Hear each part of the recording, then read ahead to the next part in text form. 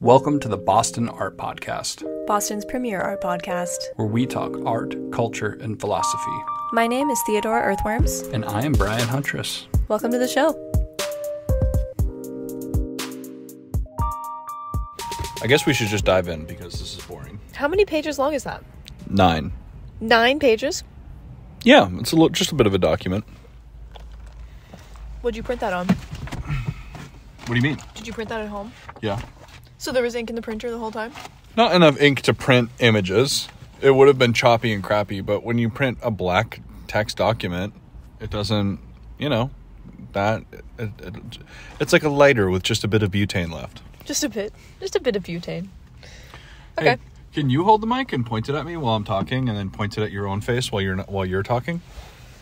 Well, you don't have to lean in like that. Or you just... Oh, it's too close to your mouth?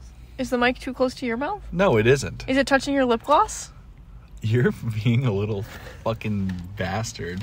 Brian didn't want to drive today, so now they're puppeteering me and as the Literally, driver. That's not even true. It's just that we have a document that we're working from. So how am I going to use a document to do this episode? I'm just kidding. All right, okay. Well, you're leaning too close to me. Just be normal. Be normal. My back hurts, so I was leaning. They can't hear you. My back hurts, so I was leaning to stretch it out. You need to relax. Do you want my other egg? No, I can't relax because we're doing this. So. Do you want my egg? No. I don't want it. All right, I'll eat it then. I'll have my sixth egg of the day. Is that Sixth? too many eggs? Yeah, this is number 6. No, it's number 5. Wait, you're serious? Yes. That's a lot of eggs. I had 3 this morning. I just ate 2, and now you're giving me a third one. So that's your 6th egg. You've had 5. Oh, shit. This is your 6th. Yeah, no, this is the 6th. Eat it. How many eggs do you think you could do today? No, stop. No. This isn't the eggathon, the egg off. You don't have to eat it. I'm eating it. Fuck it. I don't know. This isn't the eggathon. This isn't the egg Olympics. You think there's a record of eggs eaten in one day? Maybe you broke it. Unknowingly? Do you think you've ever unknowingly broken a world record? You just will never know, and no one will ever know, and you won't even know. Only God will know. Right, let's go talk into it. Maybe. I'm trying to think what I could have broken a record for. This is a bit of kind of stupid, immature toilet humor. But I saw something online that said that every single day, one person unknowingly takes the biggest shit in the world. I'm sorry. Kind of an interesting thing, though. Do you think it's ever been you? No. Can't be. The odds are too slim. You never know, though. There's 8 billion people alive, though. How the fuck could that possibly be the case? I probably haven't even broken top billion. You're not on the leaderboard? I'm probably not even close to the leaderboard. Oh my god. There's a lot of different ways we could extrapolate that out. But should we get into the script since this is going to be a long one, maybe? Yeah. It might not really be that long. Oh, I got peanut butter on my shirt. Oh. I wish I had wipes. I don't have anything. Here. Oh, shit, dude. This is so embarrassing. Your new sweater. It's okay. Actually, I think I do have wipes. A little bit of Here. little bit of PB never hurt anybody except for Don't put those in your eyes, people who can't eat it. Yeah, people with peanut allergies. Does hurt a lot. Rest in peace to our fallen brothers. That wasn't funny. I had a good friend pass away that way, so I can joke. That was dark. This episode is we're 4 minutes in. We're off the rails already. It's okay. We don't have any rails to be on. All right, should we get into it? Yeah. So, I want the record to know Brian is literally holding 10 pages of printer paper. I don't know what's in the script. You don't know what we're going to talk about at all. I have no idea. They've been ferociously typing for 4 days, and anytime I interrupt them while they're typing, they get very upset. It's very serious business, and I haven't been allowed to look at all. This might be the first episode of 2024. Really? Yeah. Oh, yeah, it probably will be. Interesting. Happy New Year's, everybody. Maybe we'll do our New Year's Eve talks at the end of this if there's This will be a long-ass episode. Nah, it won't be. We'll get through it. Okay, so today we are looking at a tale of crime violence, and healing. Oh. A story featuring war, genocide, illegal artifact smuggling, and the willful ignorance and potentially conspiracy of American museums. What? Dun dun dun. My main source for this article is from the ancient TV program 60 Minutes and investigative journalist and heir to the Vanderbilt fortune, Anderson Cooper. Why are you looking at me like that? Anderson Cooper, the heir to the Vanderbilt fortune. Yeah, he's the last Vanderbilt. What the fuck? Didn't you tell me he's gay recently? I'm pretty and sure. I was like, no way. I'm like pretty sure that's true, but now I'm wondering if it isn't true. But I'm like 98% sure that that's true. I'm pretty sure his mom was the last heir to the Vanderbilt family, whatever, and Vanderbilt was her maiden name. Wouldn't it be insane if we're both wrong? We're just making up like that really elaborate gay. lies, or the heir to the Vanderbilt fortune. Well, apparently the Vanderbilt fortune used to be in the billions, and then it got inherited by so many generations of unproductive heirs and rich people that it only was like $1 million when Anderson Cooper inherited it. Huh. It's true. What'd you Google? Anderson Cooper, I'm gay. Direct quote. I'm confirmed. Gay. All right.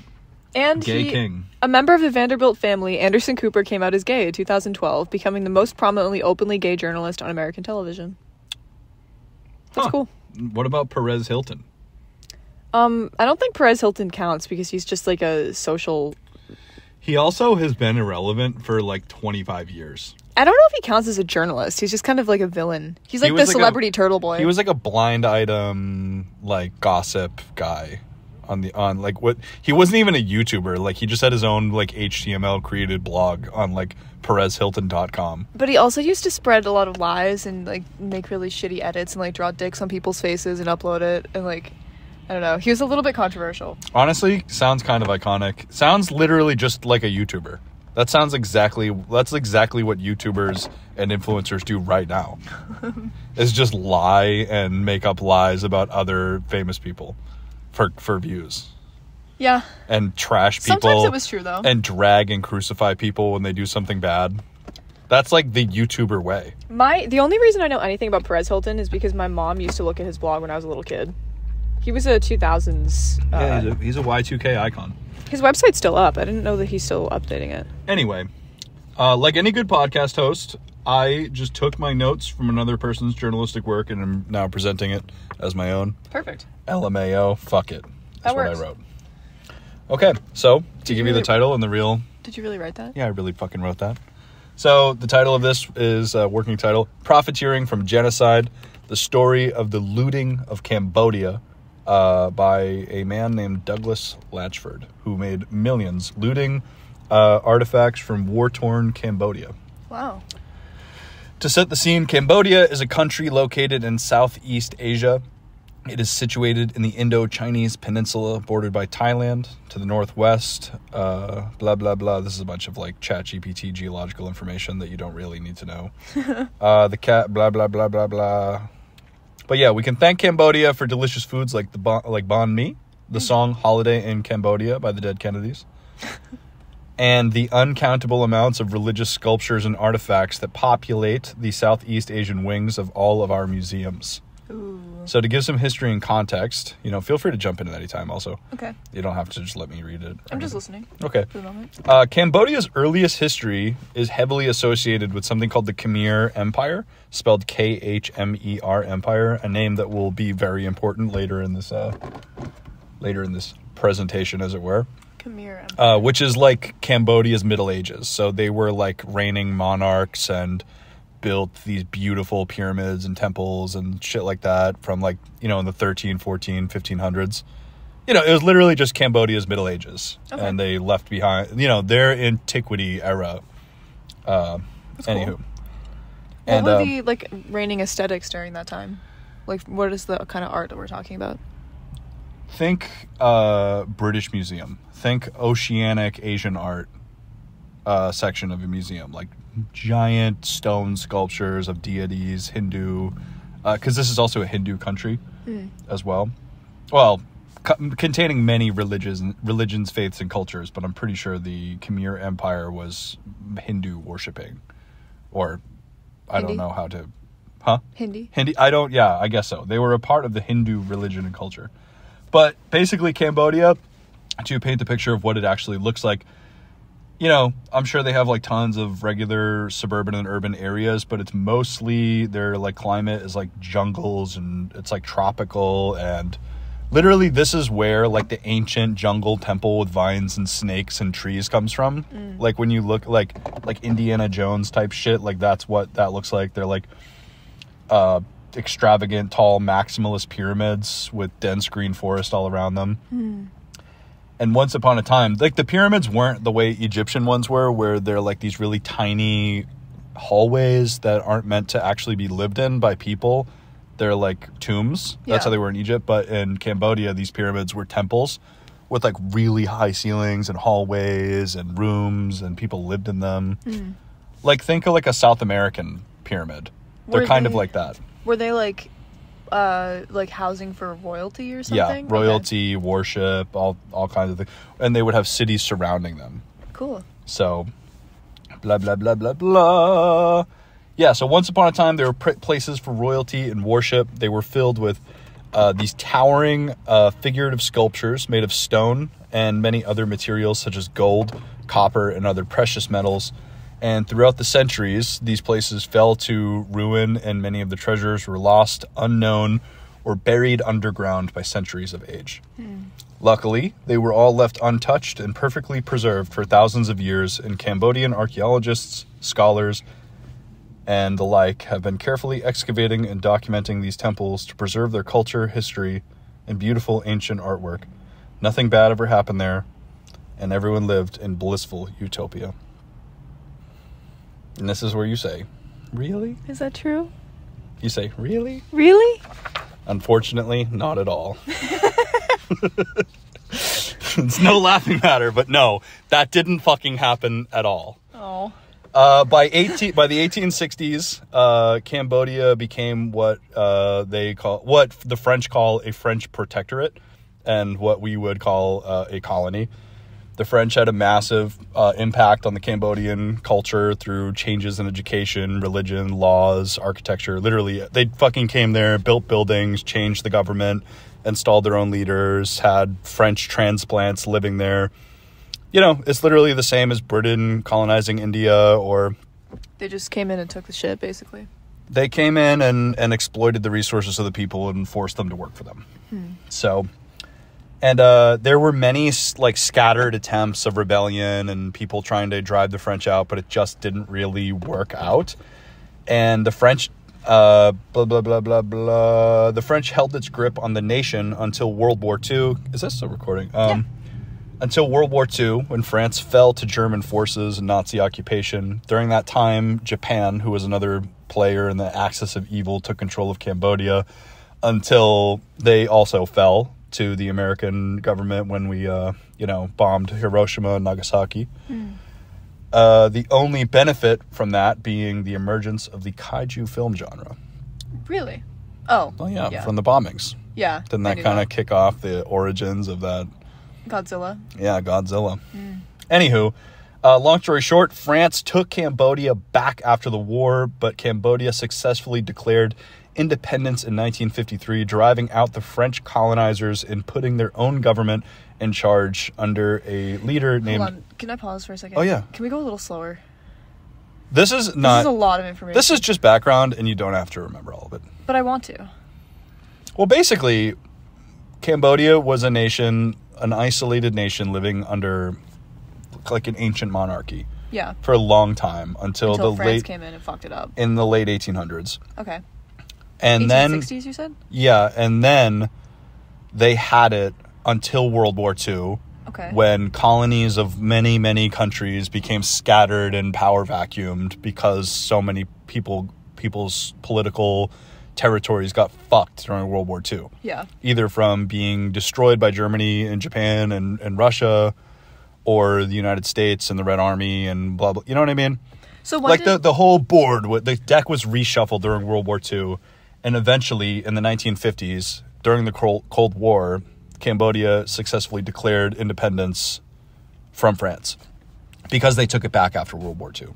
So how long did Japan have control of Cambodia? Like a couple of years? Briefly, just through the war. Okay. And I'm sure there was a lot that happened during that time with Japan's relations to Cambodia during World War II, but unfortunately, I do not know about Japan's time in Cambodia at all. I'm just picturing from the perspective of someone that lived in Cambodia, like they were under their own sovereignty for forever.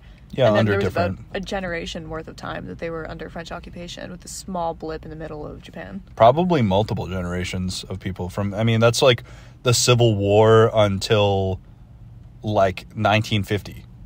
That's the amount of time that's almost 100 years. Okay, yeah. So yeah, about 90 something years of French occupation in Cambodia. Wow. According to what I read online. Obviously, I'm not an expert. So I don't fully know how to pronounce this man's name, but the Cambodians created their own government, which was a monarchy with I don't understand the official form of government, under a man named King Norodom Sihanouk. It's okay. He's not really a big part of the script, but he was very briefly, unfortunately. So by the 1970s, the Vietnam War breaks out between America and Vietnam because of, America fighting communism on the Eastern Front and all that jazz with the Soviet Union and communism appearing in different parts of, the Asian continent. So it was a little bit weird, but unfortunately, the new Cambodian government did not last very long because blah, blah, blah, blah, blah, blah, blah. The war in Vietnam was raging very bloodily and evilly. Yeah. And communism also was spreading to Cambodia. And in 1973, a military takeover happened led by a group named the Khmer Rouge, which, if you'll remember, is named after the Antiquity dynasty, the Khmer Empire that originally was the rulers of Cambodia. Khmer Red? Yeah, so Red Army, communism. It's it sounds to me, obviously I don't know, it sounds to me like a nationalist, communist movement. Okay. Happened, and like a military strongman thing. So we'll get into the details. They had their own king for about 20 years. Yeah.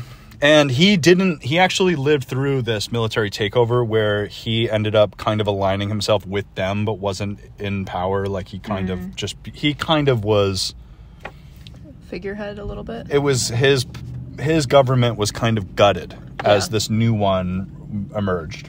Okay. I should not have ate that third egg, dude. Sixth egg. Sixth egg. Ugh, I feel like shit. Oh, I'm sorry. Sorry, everybody. Have some coffee. That might help. I am. But yeah, so the Khmer Rouge came to power, a communist military group that unfortunately would go on to massacre and kill over 2 million people. Jesus. The group was led by a dictator named Pol Pot, who you may have heard the name of. He's a famous 20th century historical figure from Cambodia. Pol Pot, P-O-L space P-O-T. Okay. Who was controversial, to say the least. He was... Anyway, not to draw too many parallels, but this man is considered to be up there or as bad or worse as Hitler, Stalin, Mussolini, Bush, etc. LOL. The Khmer Rouge under Pol Pot worked people to death in labor camps, starved them to death, and even conducted mass execution of hundreds of thousands of people in what is called the killing fields. Wow. Which is still a national monument similar to visiting Auschwitz in Cambodia, where it's just really dark, sad place, which was a forest. It was a field populated by it was a jungle field. I don't really know how to describe it, but I've heard of the killing fields before, but I didn't know what the context was historically. To give you some examples of things that happened in the killing fields, trigger warning, obviously we're talking about genocide and war and violence. They killed people by systematically smashing their heads with pickaxes. Oh my god. To save bullets. They killed children by the hundreds of thousands by beating them to death. Like I said, this is very, very bad stuff. Yeah. And keep in mind, we're not talking about, 1930 or the 18 whatever. Like, this is the 1970s. Yeah. This is very, very recently. Jesus Christ. And since then, the Cambodian government has discovered 23,745 mass graves. Wow. Yeah, so holes. What's the number? 23,745 mass graves. Wow. So graves containing, I don't know exactly what number constitutes mass grave, if it's 10 or if it's 100 or what, but they found that many group burials. That's awful. Yeah, so to say the very least, the Khmer Rouge Revolution and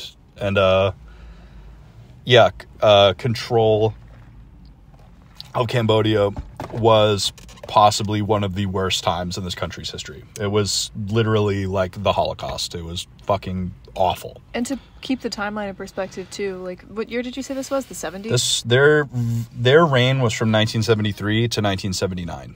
So that is within, like, my mom's lifetime. Yeah, both of my parents' lifetime. Most of those children, and probably a lot of those adults, would still be alive today. Yeah, so, and to get to that part, actually, even after they were disbanded and taken down, eventually they were taken down because the Vietnam Army, after the Vietnam War with America, when the Americans finally left Vietnam, the Vietnamese Army invaded Cambodia to shut down these guys because it was getting so fucking bad. And there was a cultural genocide, like a ethnic cleansing element to it that I don't fully understand, but because there's many, like, Cambodia is a very multicultural place. So the Khmer Rouge was killing Muslim people. They were killing Vietnamese, Cambodians. They were killing a lot of different types of people. And unfortunately, I don't have the full scope or context or nuance of that. But the Vietnamese army saw what was happening there and was like, this is very bad. This is fucked. We need to shut these assholes down. Yeah. Which they did. And good. That's good. Yeah, because they were committing severe war crimes. And I don't know if I included this in my script very much, but almost all of these officers from the Khmer Rouge would go on to get tried for war crimes under the Geneva Conventions. So wait, the Vietnamese army fought the Khmer Rouge at the same time as the U.S. was fighting I'm pretty sure it was after the America had left. Okay. Vietnam, and the Vietnamese were recovering, from wartime, as the Americans were too. Vietnam started, because the Cambodia was an unstable nation because of their political turmoil within it. So with the massive war happening in the Cold War, and you got to keep in mind that the Asian continent and Eastern Europe after World War II was in flux. Like, it was a chaotic period because the Soviet Union did a massive land grab after World War II. Japan had done a lot of crazy ass shit. A lot of countries did some crazy ass shit. And obviously Hitler and Germany and even the Western Allied forces did some gnarly shit. Yeah. It was a bad time. And there was a lot of political unrest and turmoil. So naturally, an unstable nation at the time like Cambodia, with a massive war happening right on its border between America and Vietnam, they ended up, it spread. It was like a totally fucked up time. Yeah. So I just want to say, too, I'm uneducated on this matter, as you could tell, and I've included them reading, but I'm sure there are significant political implications and nuances in this history that I don't understand. So we're preemptively apologizing for any information that we get wrong, just because there are definitely still living victims and mourners associated with this genocide. So we just want to be sensitive when covering something like this, because it's obviously nuanced. Yes, this is obviously a very, very complicated thing that a lot of people are probably still suffering from. Yeah. Not even just historical or generational trauma, but firsthand. Yeah. As we will see, because we're going to hear from some people who survived this period pretty soon in this presentation. Really? So the Khmer Rouge regime made Cambodia into an absolute hellscape of poverty and crime, where many of its people that were, still alive after this genocide and after Vietnam removed them from power, in air quotes, actually, as we're going to learn very soon. They turned to desperate measures to make ends meet for their families. One such way of doing this selling stolen relic and plundered artifacts. And this is where the art world comes in. Yeah, this leads us to our first villain of the story. And to keep in mind, I just want to say too, so when Pol Pot and the Khmer Rouge was shut down and the Vietnam came in and did like a takeover, the bulk of the Khmer Rouge forces retreated to the jungles, and they continued to occupy a small region of Cambodia where Pol Pot survived and many of the soldiers still survived. And unfortunately, in this specific region was where some of Cambodia's most ancient historical Khmer Empire temples and pyramids are. And they moved into the temples. Wow. And they rigged them with bombs. Like, there's been many efforts over the many decades after this where Cambodia was having to survey and search these lands for decades-old landmines that these guys put there. Like, it was... Anyway. That's fucked.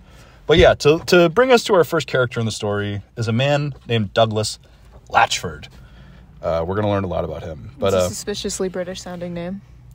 Yeah, so he was a white guy. I'm pretty sure. I couldn't find... I did research whether or not maybe he was, you know, not white, or if he had some other ethnicity in his family or whatever. But by all of my research, he was a white guy, a British national living abroad in Thailand. He was born in colonial India and raised by a British family there. This man was college educated, very, very well connected, rich in the world of antiquities. And funnily enough, he was also very passionate about bodybuilding. What? But not being a bodybuilder. He was very interested in, he was a massive fan of Thai male bodybuilders. And he would fund tournaments and judge them and attend like muscle man Thai bodybuilding competitions. So what year are we in now? Is this like the 80s? So Douglas Latchford was born in 1931. Okay. And we'll get to that. But yes, so we are in the 70s, 80s, 90s. Okay. This is Douglas Latchford's heyday. Yeah, so I mean, nothing wrong with liking muscly guys from Thailand, but it's just a hilarious detail. I don't know if he was gay and he just liked hot guys from Thailand, or if he just was a athletic, passionate bodybuilder guy. I don't know, but it's just kind of hilarious that that's something that he was into. The thin line between hypermasculinity and just being gay. wicked. Yeah, dude, but bodybuilding is gay as fuck, dude. Being at the gym and stuff. Nothing wrong with that. Even if it is gay, it's just funny. But anyway. Now, you want to keep in mind the history we just went over, the genocide and war-torn landscape and the crime and looting.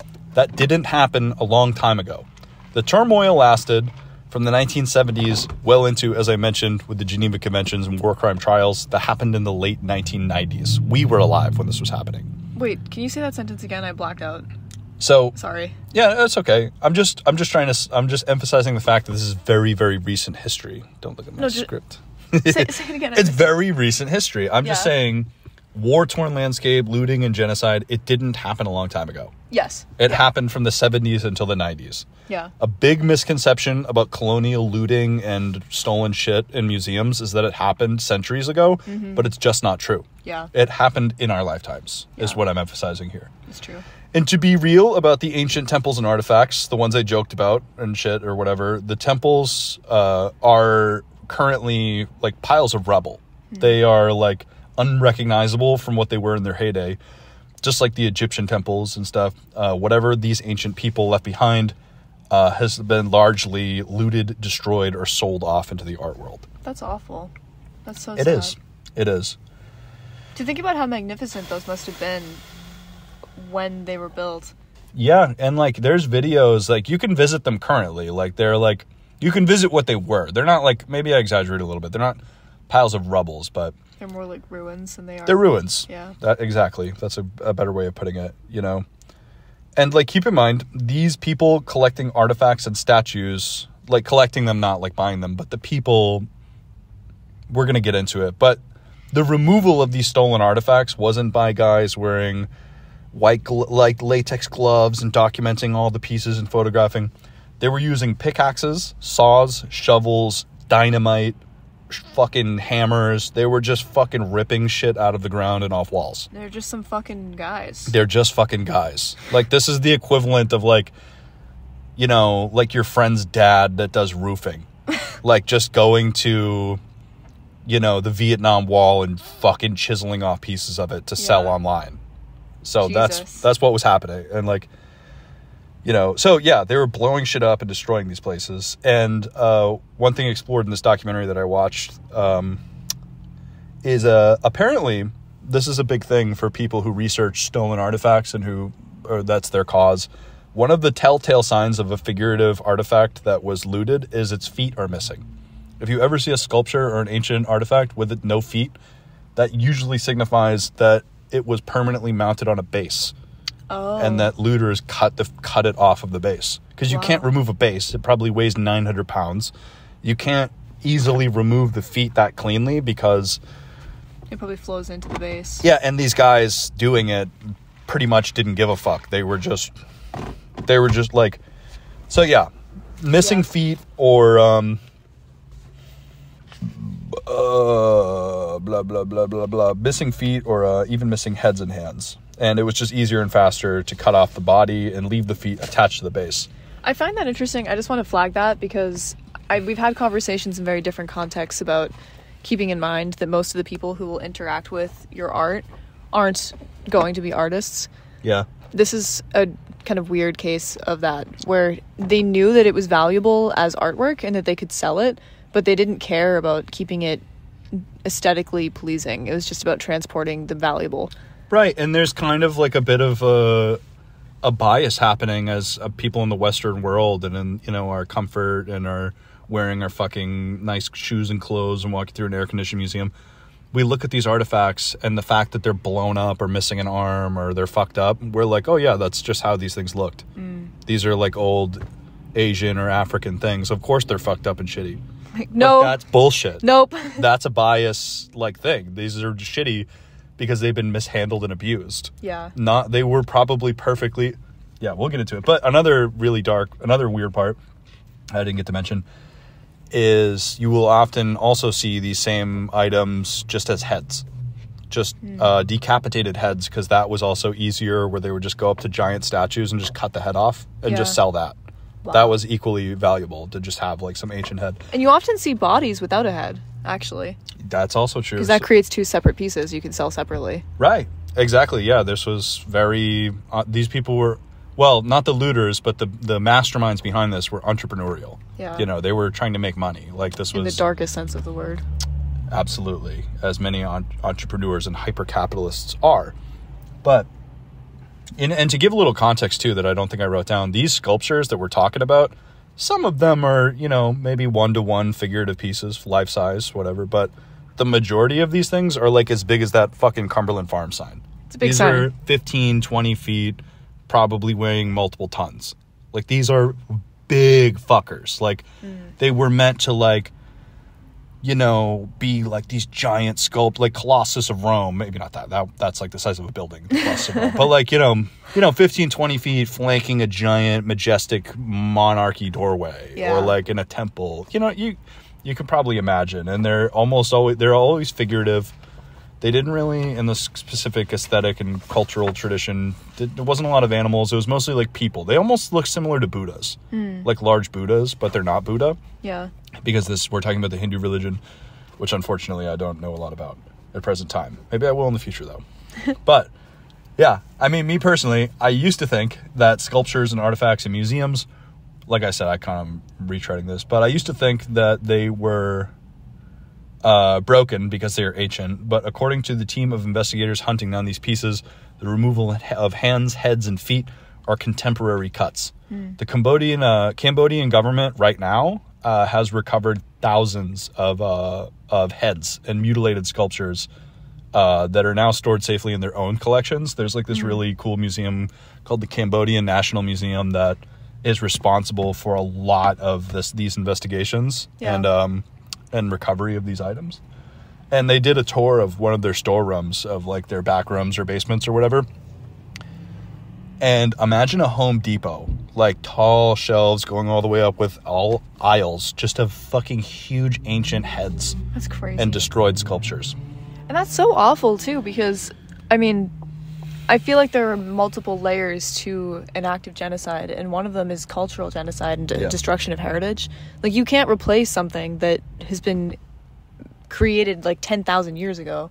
Like, something that is so old and so precious that belongs to a certain group of people or to a certain location, taking it out of the context that it was created for, breaking it into a bunch of pieces, shipping it across the world. Like, even if that piece is returned, that's not really any kind of reparations because of what's lost in the process of taking it in the first place. Right. And the thing is too, this isn't even just because of the genocide and the war. This is also, I mean, we also have to hold the French accountable for this as well, because there was almost 100 years where, I mean, you think that the French were like carefully documenting and doing archaeological studies of the Cambodians' precious culture and heritage? You think they gave a fuck? No. They didn't give a fuck. They were probably, the French in the 1800s occupying this place probably were looting shit too and selling shit too. My presentation doesn't have any information on that. That's just me as conjecture as far as what the French did with Cambodian antiquities. To continue, another thing to consider is the Cambodian government did not have these sculptures and religious sites fully documented, just the same as America doesn't have every single Jesus statue logged into a database, right? Famous religious sites in the West, such as the Sistine Chapel, Westminster Abbey, Notre Dame Cathedral, which burned down, are as well studied as they are, probably also have features and artifacts that are unknown to scholars and the powers that be. Like, even somewhere like the Westminster Abbey, one of the most famous abbey church fucking buildings in the world, definitely has its mysteries too. So I'm saying this to say, like, to preemptively defend somebody who might be like, well, what about the Camp? They didn't give a shit, or they didn't take care of their stuff. That's not true. We don't either. You think the fucking Catholic Church knows about every single fucking Catholic antiquity? Yeah. They don't. They're infinite, and there's new shit being discovered all the time. And after having been colonized and having war in their lands, like, even if there had been documentation, it's possible that was lost. Right. That's another interesting thing to consider. And to put it into perspective, imagine war and genocide sweep over the United States and a quarter of the population of continental America is fucking killed. We're all dead. There's no prospects around. There's no jobs. You can't work at fucking McDonald's. You can't work at a construction site. Most of the people you know are dead. There's no way for you to have a regular job. You get linked up with a crew of guys who found a crazy good connect. It's some rich guy in Europe with a wish list of of Cambodian artifacts, and he's willing to pay good money. Oh, right. I'm talking about war-torn hypothetical American artifacts. So imagine we're in war-torn fucking America, and some asshole from Europe gives you a fucking PDF list, of shit that he wants from America. You may be thinking, for the price of a marble Mother Mary fucking sculpture or a huge crucifix you ripped off a wall at your local church or some other precious relic, you can get rich and live happily ever after. Yeah. Wrong. It's actually not true. Unfortunately, the looting could have consisted of low-level items, maybe, but it was more akin to, like, selling the skull of Mother Teresa for $20. Wow. Or pawning off the ashes and urn of a dead relative, or grave robbing sacred burial sites of your ancestors to get barely enough money to feed your family. So, it's a horrible trade. These people were not like, oh, let's tear apart the temple and make a bunch of money. No. They were under duress. They were under duress. They were in massive poverty. They were recovering from a literal genocide. Yeah. And the people buying antiquities that they stole were not paying big bucks. Like, they were getting the shit, like, on the cheap. Yeah. Is important. And that's evil, too. Oh, yeah. We're going to get into that. And another thing to consider about these guys is they were competing against rival gangs of looters and resellers. Like, clashes between the groups could often result in gunfights, skirmishes, leaving many of these guys dead in the process of the lootings. Jesus. Yeah. So, not to mention, in Cambodian culture, this is especially sad, in Cambodian culture, many of these statues were believed to house real living spirits of their ancestors and lost loved ones. And people believe that in the presence of these sculptures, the sculpture and the spirits within can hear you. And it would be like people would go to them and speak to these statues and sculptures, leave offerings, meditate. It's similar to if you visited a grave of a loved one and you were speaking to your loved one. Yeah. Like, and some people believe that it can be heard. I'm like kind of cold. I can turn the car on. That's okay. But and that's the thing. There is not an exact analogous experience to us in our culture that is, exactly like this. But like I said, it can be maybe it could be considered similar to headstones and memorials, but in a more ancient and macro way. So you can imagine how like emotionally and psychologically fucked this situation is. Oh yeah. Yeah, and like, imagine, like, it's like I mentioned before, like the Tomb of the Unknown Soldier maybe is a little similar, or the Vietnam Wall, where we believe that it's like this resting place or memorial to like thousands and thousands of people. Or I don't know, maybe it's not.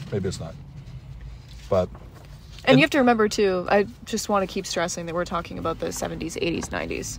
Yeah, right. And you got to keep in mind, in the wake of genocide, mass violence, people's kids being killed, their parents being killed, their brothers and sisters, your girlfriend is like lit on fire and blown up and shot to death. Like, it was fucking unimaginable. This is bad stuff.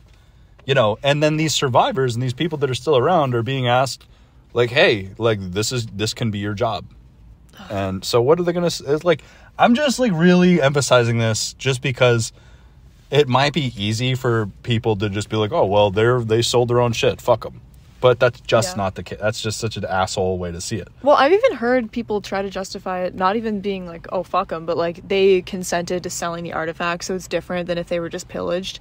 And that is just an asinine perspective to have on not even just this specific topic, but any time that an object is acquired by a collector or a museum or a private collection that is not, I don't know, anytime that you hear of an item being sold from the people who should rightfully have it, that would benefit from having it, you should raise these questions of like, why did they sell that? We're going to get into that. So, yeah. So to give you a little bit and to finish up that segment, if you're to pass through one famous temple in this region we're talking about, where the bulk of the looting happened, called Angkor Wat, you would find, beautiful ancient halls and, of antiquity filled with headless sculptures in every hallway and room.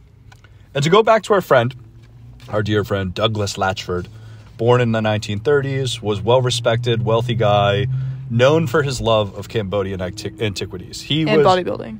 And bodybuilding, yeah, and hot guys from Thailand. I don't know anything about this guy yet, and he's starting to sound like a real asshole. Feel like I'm like making fun of him or something. I'm not. It's just hilarious. I don't know.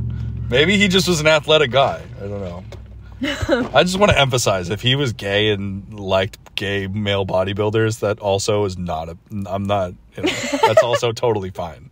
That's not relevant to him being an evil piece of shit. Anyway, so the thing is, he hid his dark dealings and blood money entrepreneurship behind, he was well known for, a man whose life mission was to protect and preserve Cambodian culture. He was known as like the plug of Cambodian antiquities. Like, if you were buying this shit, we're going to get into it, but he was the guy for this type of artifact. So that's interesting. Like, the perspective from where was he from? He was British, but his residence was in Thailand.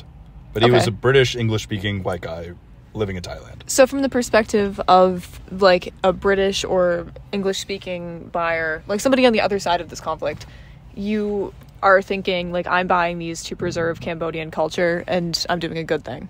Yes, that was his reputation. Okay. And keep in mind, this man born in the 1930s, an older guy in the 1990s, this civil unrest and war was still happening. The Khmer Rouge were taken out as the central political force in Cambodia in 1979, but Pol Pot, their leader, and the bulk of the forces remained intact, just relegated to a specific part of Cambodia.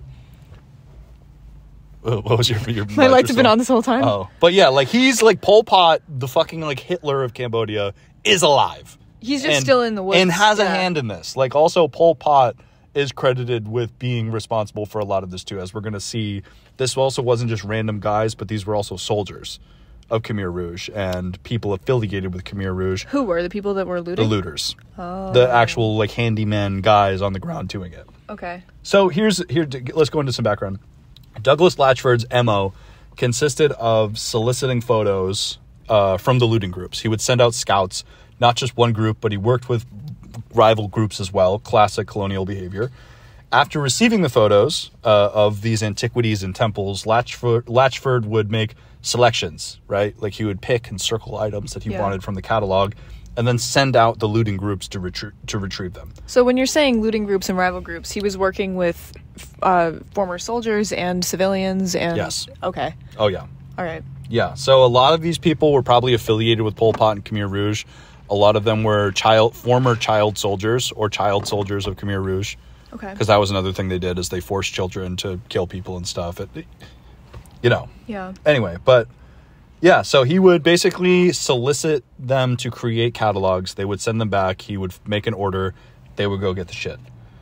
And upon receiving these antiquities, and basically what would then happen is, through Khmer Rouge and Pol Pot's control of the Cambodian-Thailand border, they would smuggle out these antiquities into Thailand, which is where Douglas Latchford would receive them, and he would, after that, would, in his, like, lab or wherever the fuck he did his business, or his, like, whatever, he would be cleaning them and hiring restoration people and preparing these things for show. You know what I mean? And then he would either, from there, he would document his collections, have the pieces restored by professionals, and then he would either sell them or to private collectors, not just in America and Europe and shit, but also in Asia. People in Thailand might buy them. Like, he sold them all over the place. And he would also donate them to museums. So now that we've discussed our main villain, Mr. Latchford, let's take a look at our cast of good guys. Leading a team of archaeologists, art scholars, and other experts, we have an American lawyer named Bradley J. Gordon. Over the past few years, Gordon has traveled back and forth from America to Cambodia, investigating destroyed temples and sites where pieces were stolen. So these are few years, meaning in our timeline. Few decades. Yeah, like, he's probably been doing this throughout the 2000s or potentially even the 90s. But yeah, right now, Bradley Gordon is alive as like a 50 or 60-year-old guy right now doing this. Oh, he's not even like that old. Yeah, no, he's probably in Cambodia right now, like, investigating a temple. This is this guy's life.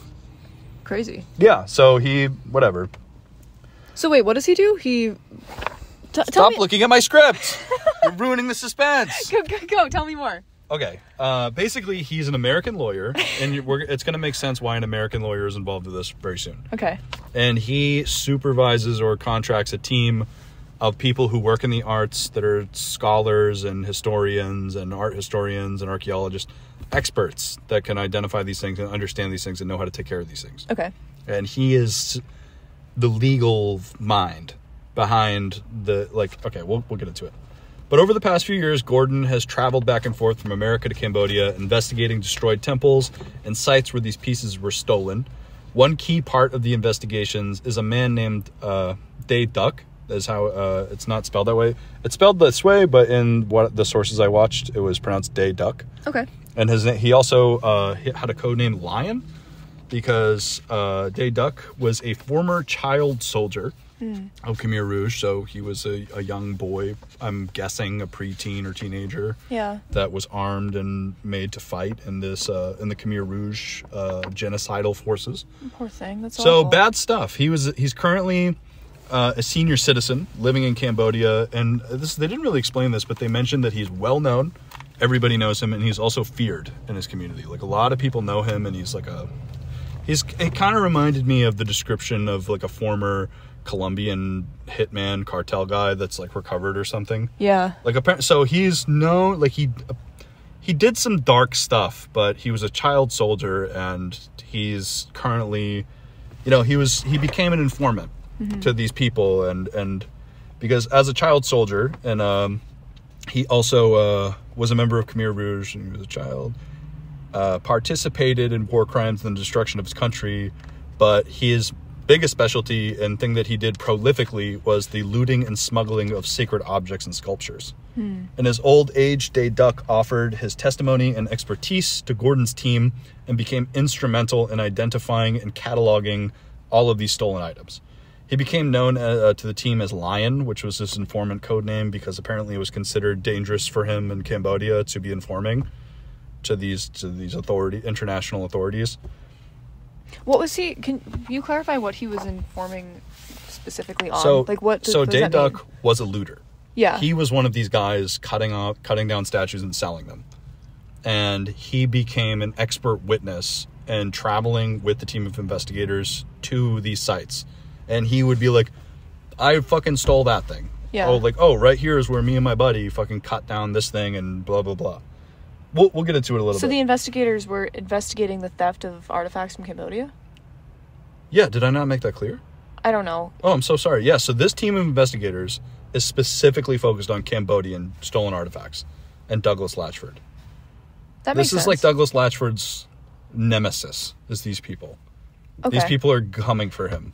I think maybe I just didn't understand it or I missed it, but I think you said you were going to get to that later, and we didn't get to that part yet. Oh, sorry. It's okay. Maybe we will get to it. I don't know. Maybe you did get to it, and I just didn't process it.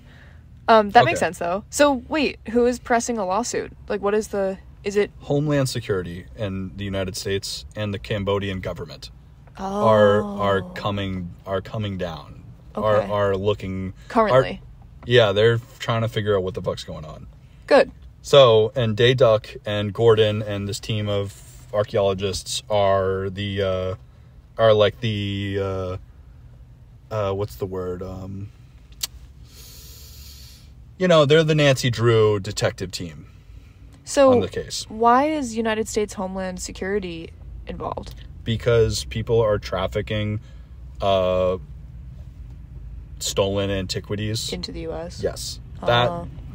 The trafficking of stolen antiquities into the United States is very illegal. Yeah. So, we're going to get to that, actually. There's a long script for a reason. But... can I ask one more question, yeah, or should we... Is the idea with the investigation, the lawsuit, that these items will be repatriated back to Cambodia? 100%. That's the goal? Yes, so the Cambodian government works with Homeland Security and other international authorities to repatriate stolen items. But It's a really complicated legal process to declare something. We'll get into it. We can put a pin in that, as they say. Okay. Also, quick note to say, props for all of this research. Well, like I said, I informative. stole all of my information from a real journalist who did this investigation, and I copied their work.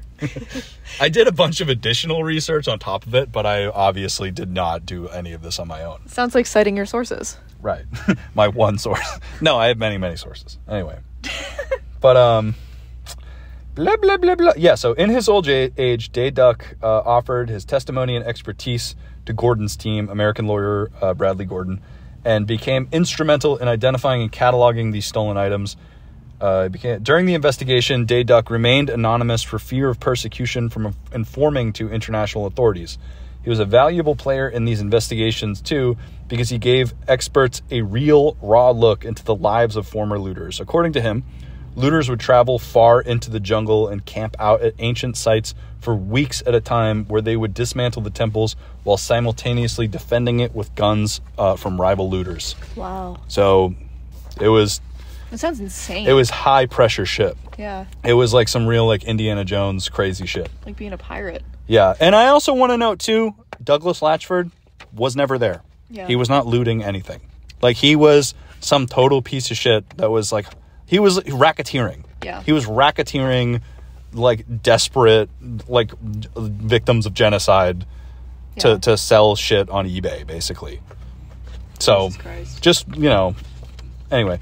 But one thing to remember going forward is that many of these stolen items and circulations are unknown and unaccounted for. Remember how we were saying that the Catholic Church doesn't know about every Jesus statue in the fucking world? Yeah, they don't know exactly what their starting point was. It used to be tradition, not anymore really, because it's a little fucking crazy, but in the 1800s and yonder, it was tradition to have a relic of a saint interred at every Catholic church in order to consecrate it as a real Catholic church. Do you know what I mean by a saint relic? You do, but for the listener, a saint relic is a piece of the dead remains of a saint. Yeah. It could be anything from teeth to a piece of flesh to a blood sample, and they would inter it into the altar stone. And let me say this too. It is virtually impossible to identify the source of a saint relic in a Catholic church. Yeah. Most, probably 99% of Catholic churches don't know who the saint relic is in their altar. They don't know who put it there because they didn't fucking document this shit. So Yeah. I'm comparing Cambodia to us because a lot of people see us as a shining example of cultural preservation or whatever the fuck. Yeah. And they blame third world or second world countries or war-torn countries for not taking care of their shit, but that's just not the case. And it's not fair, because another thing too is, even with that said, like, the Catholic Church is an example of a place where a lot of history is documented because there was money and people designated to doing it. Like, we benefit from the written logs of, like, fucking ancient monks and priests to know who made what and who commissioned what, etc. But that is an, like, unrealistic amount of manpower and money for, like, any other facet of art history for the most part, just because the Catholic Church happened to have wealth. And even they didn't document nearly, not even half of everything. And the standard of evidence and what is considered good archaeology, 1800s to right now, is vastly different. Yeah. And also, I mean, I think there's also something to be said for the fact that if you have something that is extremely precious, both spiritually and just in terms of monetary value, and it's in the center of your, like, city, and it's like a temple that's very important to your culture, you don't anticipate that you're going to have to write everything down because you don't think that the French are going to come and fucking steal it. Right. Or that, like, like, why would you think it would be gone? Like, can you imagine if the American government fell and we were a war-torn landscape of criminals and rogue soldiers? Imagine if just, like, neo-Nazis and KKK members were just, like, blowing up graveyards and selling your dead relatives' remains. Yeah. That's what was, you know what I mean? Like, this was bad stuff. Yeah. And to keep it going, I guess. But, and one thing I wanted to say, too, like, here's an example of how different archaeology is right now compared to 100 years ago. We went to the Stonehenge Museum in England, where on display in a glass case, they had an ancient skull from, like, fucking 100 BC or some crazy shit. Yeah, it was a full skeleton. That they found in the fucking ground at Stonehenge. And on the back of the skull, you can see through the glass case, the catalog number from the museum is written on the skull in pencil. What? Disrespect! What? It's disrespect. They wrote on they just picked up a skull and scribed onto the back of it with a pencil. The fucking, like, On the guy's head. It can't get any fucking more insane than that. That is so fucking anyway. Also, I want to mention too that would never happen right now. It was pulled out of a burial mound surrounding Stonehenge. Right. Like, it wasn't even like it was just a guy who died in a bog and they had, like, pulled it out. Like, he died by accident. Like, he was fully buried by probably his loved ones. And they just pulled his head out and went, man skull. Right. So pencil. That's a fun fact about Stonehenge that not a lot of people know, is that the rolling hills of Stonehenge are burial mounds. Yeah. They're filled with ancient corpses. Quick side note, I know we constantly try to deter people from going to art school for some reason, but if you do go to art school and you find yourself there and you're studying art history and you want to go into archaeology and not be a fucking asshole, we need people that aren't heartless and cruel. There you go. Anywho, in a perfect world, these items would have been carefully studied and preserved by Cambodian scholars, of which there are many, but because of wartime, much of that opportunity was lost. Going back to our good pal Douglas Latchford, we'll remember that he photographed and documented all of his purchases.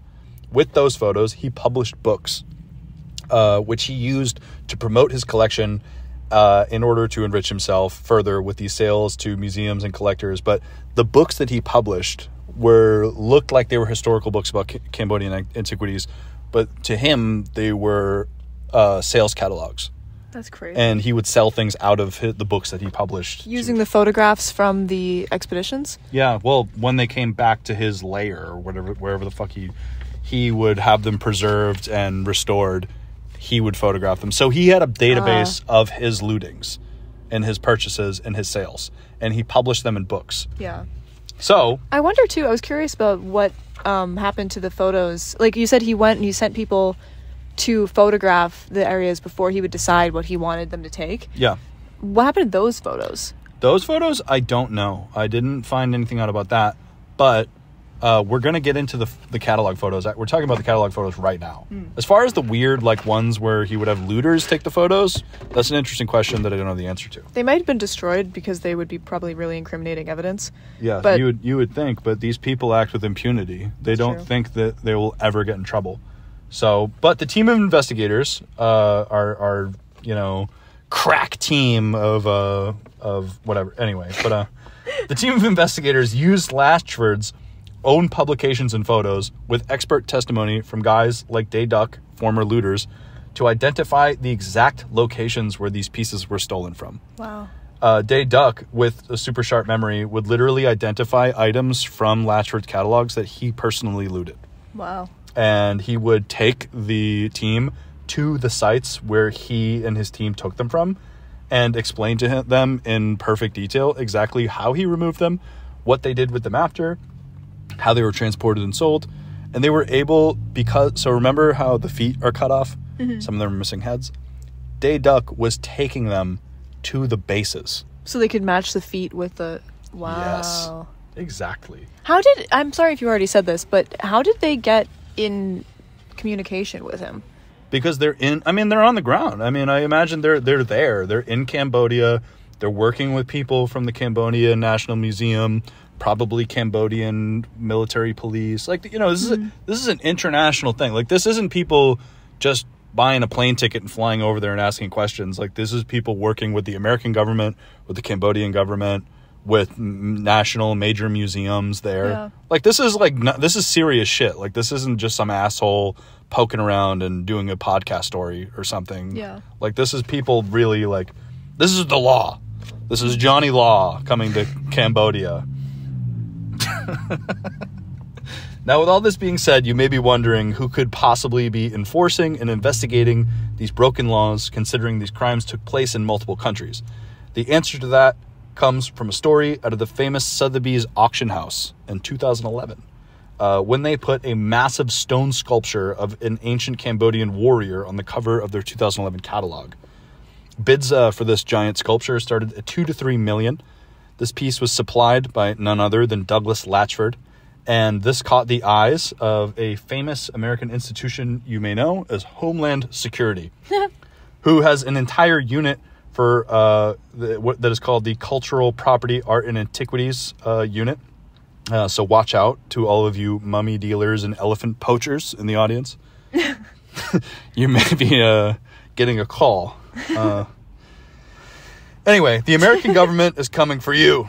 Just kidding. But another thing to mention about the Sotheby's statue, art scholar. So the thing is, this fucking thing appears on the cover and it causes quite a stir because, anyway. Seems like a bit of a foolish move, really. Well, we're going to get, I mean, according to Sotheby's, as shitty as they are, they're kind of innocent in this particular case, as we'll see. Well, not that innocent, but basically, art scholars and experts were able to identify literally the exact temple that this piece came from just by looking at it. Because I forget the name of the fucking temple. I really wish I wrote that down. But the thing that was interesting about the Khmer Empire is that specific temples had specific sculptures that came out of them. And because of the nuances of the way these were created, the specific deities and specific whatever, each temple has a style, basically. So people were able to literally be like, how the fuck did that get there? Yeah. Like, wow, this giant fucking thing selling at Sotheby's for $3 million came out of this specific temple with no feet from a part of Cambodia that's currently being occupied by genocidal dictator Pol Pot. Yeah, very obvious. It was a bad look for Sotheby's. So, blah, blah, blah, blah, blah. As experts... Oh, wait. Hold on, shit, I lost my place.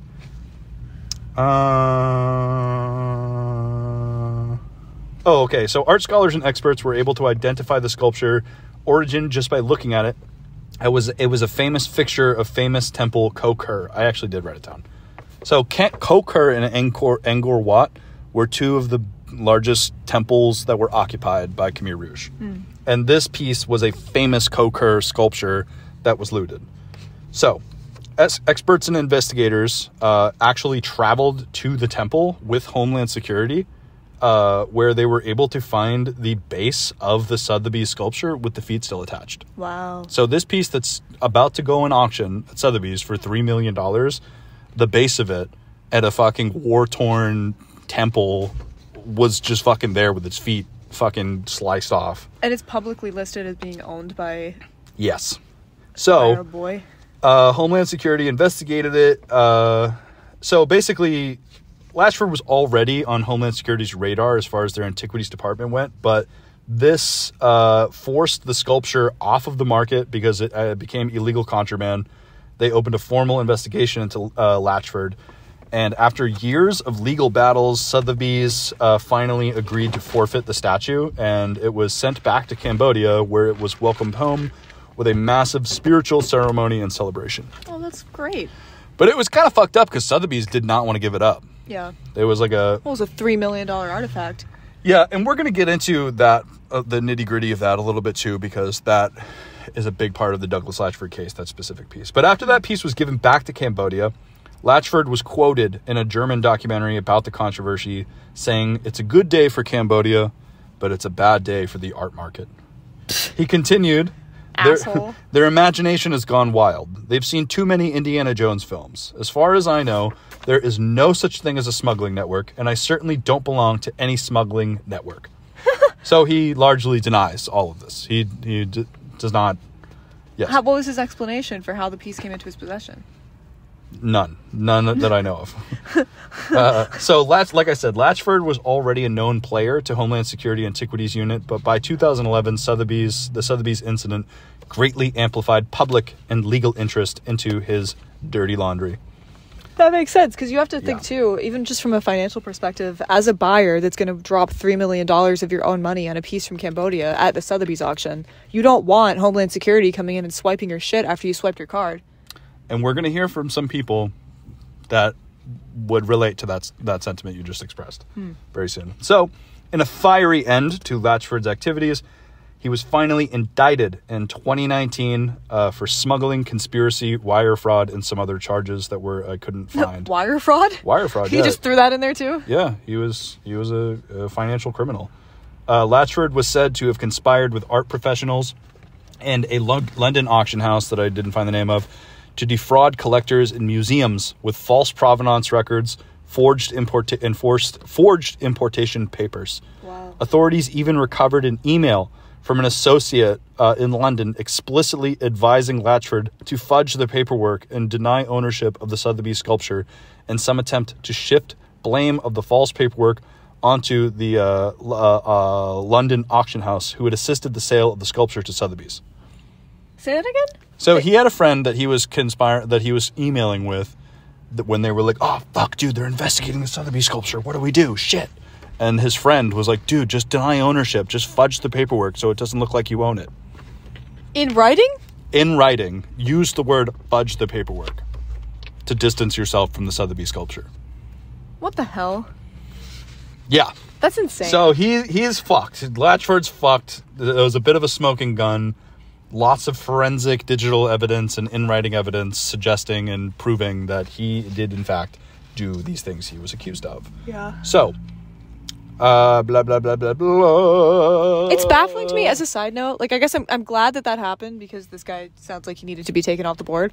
But it's baffling to me that somebody can be so connivingly intelligent to mastermind, like, a smuggling empire like this, but still put incriminating information in email. Fucking idiot. Like, make a phone call. Like a senior citizen criminal move. Yeah, what the fuck? Boomer. As Latchford's house of cards finally fell and his operation was exposed, at 88 years old, he died before ever appearing in court from organ failure associated with complications from Parkinson's disease. What a bitch. Bitch. Yeah, so he never was prosecuted, and you can't prosecute a dead guy. Wow. So he fucking just died, and then it all went away pretty much.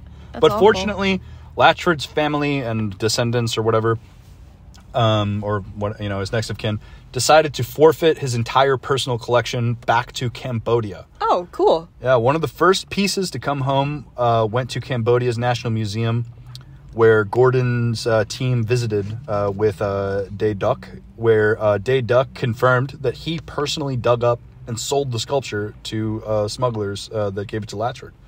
It is said to have been a beautiful moment of healing and reconciliation for Day Duck.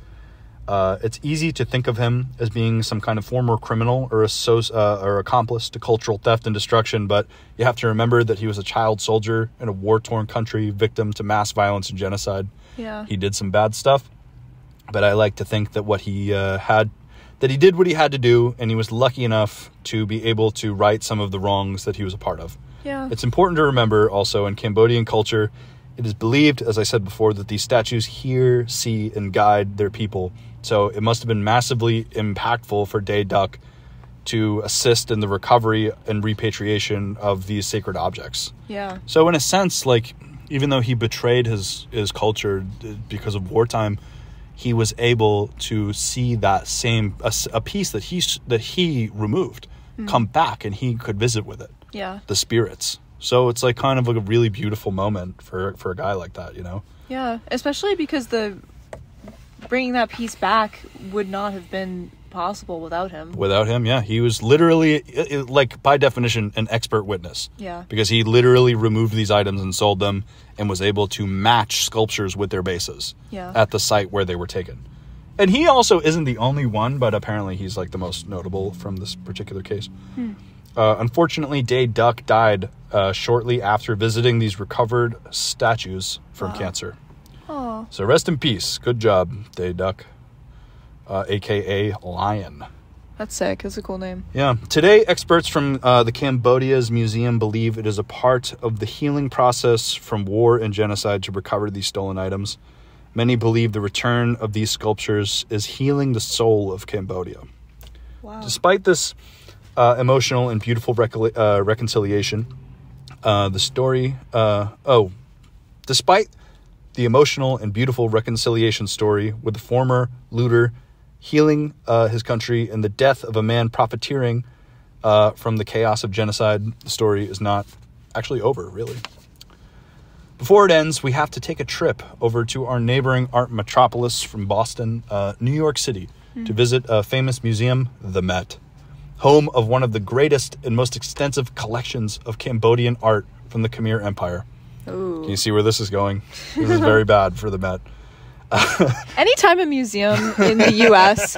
boasts one of the most historic ancient collections, you should raise an eyebrow. Yeah, so the Met is in a little bit of trouble here. Much of the pieces displayed note the approximate year of creation and its origin, but the lawyer Bradley J. Gordon says that museum visitors should never believe anything written on museum labels for ancient antiquities. Interesting. That's what he says. He says, so... Because that's relying on the provenance record? Which is almost always forged by people unethically acquiring them or lying, or, you know, where does the provenance record start? Does it start with the guys who, like, shot people to death and cut it out of the fucking ground and then sold it to some smuggler in a random country? Like, where does it start? Does it start with a gunman with a shovel? That's no, interesting. it doesn't. It starts with wherever it first appeared in the art market, probably illicitly, and with, as our friend Douglas Latchford would say, fudged. You know? So, one such piece on display in the Met is that of a Hindu deity made out of copper. According to testimony from another former looter found by Gordon's team, the piece was dug out of the ground of an ancient site after being found by a metal detector. Wow. Yeah, and Homeland... See, we could still find things in that metal detector. We could loot ancient Cambodian antiquities and sell them to international criminals. It's an option. That's yeah, cool. but... Just want to confirm that I'm not going to do that. Yeah, not going to do that. The piece was dug out of the ground at an ancient site, metal detector. Homeland Security agents found the very same piece of this. So this piece, this copper sculpture that was dug out of the ground, you know, there's first-hand testimony from a former looter saying, I dug that out of the ground. It's in the Met right now. And Homeland Security, on a piece of forensic evidence recovered from the very Douglas Latchford studio on his own laptop, found... I'm saying this so confusedly. Sorry. But basically, A guy in Cambodia said, yes, I looted that and sold that to some people in Thailand. On Douglas Latchford's computer, they found the very same sculpture covered in dirt on a table in his studio. The photo? Yes. And restored and beautiful and shiny, it is now in the Met. Interesting. Yes. Seems like a pretty clear path. Yes, direct correlate. Yes. So officials from the Met say they offered their full cooperation to authorities after Latchford's indictment, but they made no such apparent efforts to return or relocate the sculptures until 2013, when they returned, I think they returned 2 sculptures after mounting legal pressure out of their massive collection. But basically, what we have is Anderson Cooper. It's such a funny interview that he did with the Met Deputy Directions Collector, because this lady just was not prepared at all for the questions. And he basically was just like, dude, you guys didn't return these sculptures or investigate the provenance of these sculptures after he was indicted. Wow. They did not look into this for like 10 years. Yeah. After he was indicted. They returned 2 pieces, but keep in mind, they have the biggest collection of Cambodian antiquities out of any American museum. And they basically just kind of thought it would go away. Well, other than like ethical reasoning, they have no financial incentive to return those artifacts because they wouldn't get any money for them. Right. And it's like, and to think that there are like literally like, yeah. And keep in mind, I think it was 33 of their pieces were bought directly from Douglas Latchford. Yeah. So they knew what they were doing. They knew what they were. Maybe Sotheby's, maybe the Met didn't know when they first bought them, but he was indicted, and it was big news in the art world when this man got fucking smoked and then died before standing trial. Anyway, maybe he didn't die from a disease. Maybe he was whacked by the Met. Maybe he had his identity reinvented and is still alive somewhere. He's like John Elvis. Wick or something. Yeah, like Elvis. But, to the Met's credit, 10 years later, in 2023, the Met has formally agreed to return 13 statues and has created what they call a research team responsible for investigating the provenance of all of their artifacts. That was their response. It's important to note that after all of this controversy, 2 Cambodian artifacts sold to the Met by Douglas Latchford are still in their collection, not being returned. Wow. So are they on view? They're on view. They probably aren't now because this is a massive controversy for their museum. Yeah. And I'm sure their staff are getting lots of angry phone calls because of this piece. But another kind of current controversy, like this is happening right now. Wow. Yeah. So like I said, in 2023, they announced they're doing damage control. Oh wow. Yeah. Jesus. They're doing damage control right now. And this guy died when? 2016? 2019. 2019. And another kind of hilarious wrinkle in the story is that of one Palm Beach billionaire named George Lindemann, the former CEO and chairman of fossil fuel and oil pipeline company Southern Union. Him and his wife were famous socialites and big-ticket patrons to many museums, including Brown and NYU. They were also known for their decadent Palm Beach mansion and beautiful, beautiful art collection. They were so proud of this collection, Theo, and mansion, that they actually got it featured on the front cover of Architectural Digest. Wow. In 2008. So this is a really beautiful place. And Big they had flex. Big flex. Yeah, but unfortunately for them, heavily featured in this article were many photos of a huge collection of Cambodian sculptures curated and sold to the Lindemans by none other than Douglas Latchford. They were said to have spent an estimated $20 million on the collection. Investigators showed these photographs from Architectural Digest to former looters where they were able to identify specific pieces they personally looted and sold. One of them being as recently as 1995. Wow. After the news broke, the Lindemann family honestly did the right thing because George Lindemann, the man who, or whatever, that bought these is dead. He died from some illness probably. The Lindemann family returned 33 items from their collection to Cambodia. One piece returned was in the Lindemans' living room, in between 2 couches, probably where people put drinks and such, was returned to Cambodia. is a reclining statue of the Hindu god Vishnu. And the piece is considered to be one of the most important and rare statues ever returned to Cambodia. Huh. Wow. Yeah, and it's like, yeah, so that's pretty much the end of it, man. I mean, you know, to say the least, to wrap this up, people really fucking like this shit. It was really, you know, I mean, I don't know if it was like just big news and a lot of people were very passionate about the war and genocide that happened in Cambodia and they were interested in that, and there was just a lot of affordable, high ticket antiquities coming out of there. So rich, uber rich art people just were buying them for the fuck of it. I don't know. Like, I mean, it makes me wonder right now if there's, you know, illicit art dealings of like, you know, antiquities that came out of Iraq and Afghanistan from the early 2000s. Yeah. You know, because that is like home to like some of the most ancient and beautiful artifacts and antiquities like in humanity. You know, but I don't even know how to wrap this up because it's just like, it's just fucked. But well, it's interesting too because I feel like the argument that you hear, we talked about this briefly earlier, over and over again in justification of these collections is if museums didn't acquire these pieces or private collectors didn't acquire these pieces during these times of political turmoil, the country that they came from wouldn't have been able to protect them and they'd be lost. But I feel like the fact that they need to be pried out of these people's cold dead hands following the conflict directly contradicts that logic. Right. That's not in a trust fund. Dude. Like, right. Like these people are like, well, no, like, well, technically I didn't know this. So like, blah, blah, blah. I don't have to return it. Like, yeah.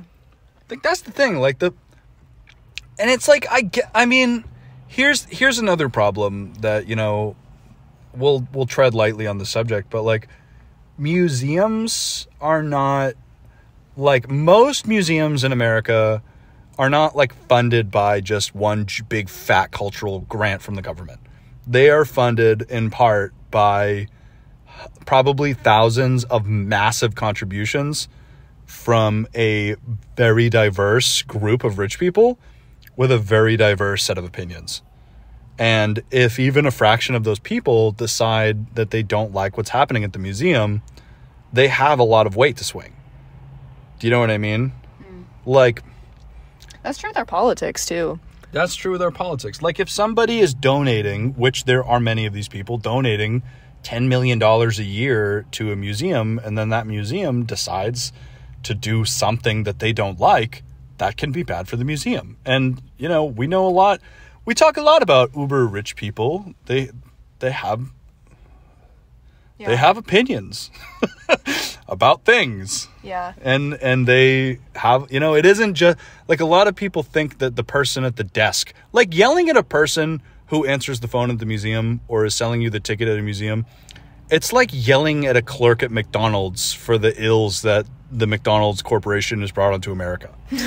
Like it's just, they have no fucking say at all. Even the curators have very little say in these things. Or I don't know about that completely, but I don't know. Yeah. Are we in weird territory? No. It's interesting because I think that depends on the museum, but in general, it's true. Because even if you are a publicly funded institution, like if you are somebody who is a billionaire and you're contributing money to politics in your area, like you still have sway over, in the macro view, that funding. Because that funding comes from somewhere, right? Yeah. So, I don't know. I think it's difficult to convince somebody who is wealthy enough to do anything because even the law doesn't apply if you have enough money. If you have enough money, the law doesn't apply. That's just the fucking truth. Okay, how about this? I have to pee really, really bad. And you might too. So why don't we pause this, go pee, and then return to reflect. Okay. Here's a quick musical break. Did you like that? Was that cool? Yeah, that was really cool. That was very well researched too. Yeah, like I said, if you want to get a more cinematic view on the story, definitely check out the 60 Minutes piece. I think that's probably like free on the internet somewhere. I have no idea. Yeah. But yeah, man, that illuminated a lot for me. I think the biggest takeaway from that was something I truly did not really fully grasp, was the fact that those types of crimes happened so recently and in my lifetime, and which, makes me feel like those types of crimes are definitely currently happening. Yeah, they are. I refuse to believe that isn't happening right now with something.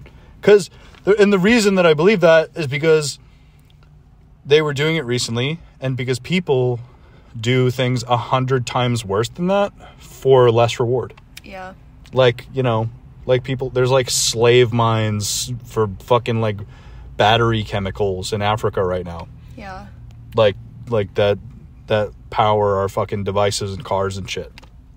So the fact that they're willing to do that, but they're not willing to loot artifacts from war-torn countries, like, come on, of course they are. Yeah. And right? the thing you have to remember too is, I think that the pendulum of repatriation or interest in righting wrongs that are a fallout of war, in the art world at least, tend to have at minimum a 30-year delay. We're just starting to take action on something that was happening before me and you were alive, and that's the headline right now, is art that was stolen from Cambodia by people that are now senior citizens. The things that are happening right now, it does not benefit anybody involved to take action right now, even though that would be the ethically just thing to do. Yeah. Which means the general public and the art world is not hearing about it until far after the fact. Because you got to think too, the other famous historical incident where this exact same thing happened is the Holocaust. Mm-hmm. Which could deserve its own episode, really, that we could talk about, is the repatriation of stolen art by the Nazis. Because I don't know if you know this, but Hitler, during his reign, was making plans to create a nationalist German museum. And he was collecting art from all over Europe and conquered areas to put in his personal Nazi museum, which never came to fruition because, he died and the Nazi regime fell.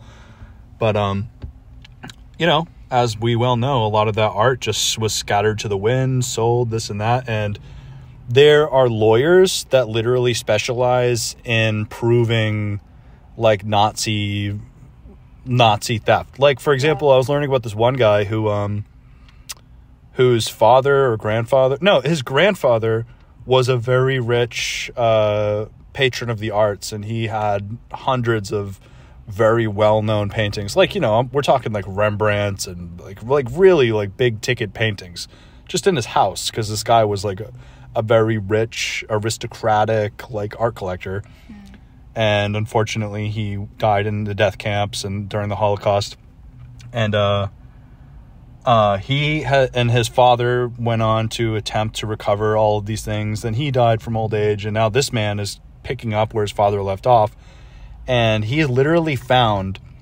So what he's done is he has photos of his grandfather's home from before he died in the Holocaust, with paintings in the background that he has matched to museum collections around the world. Wow. Yeah, and then and sues those museums for what's the word I'm looking for? Compensation.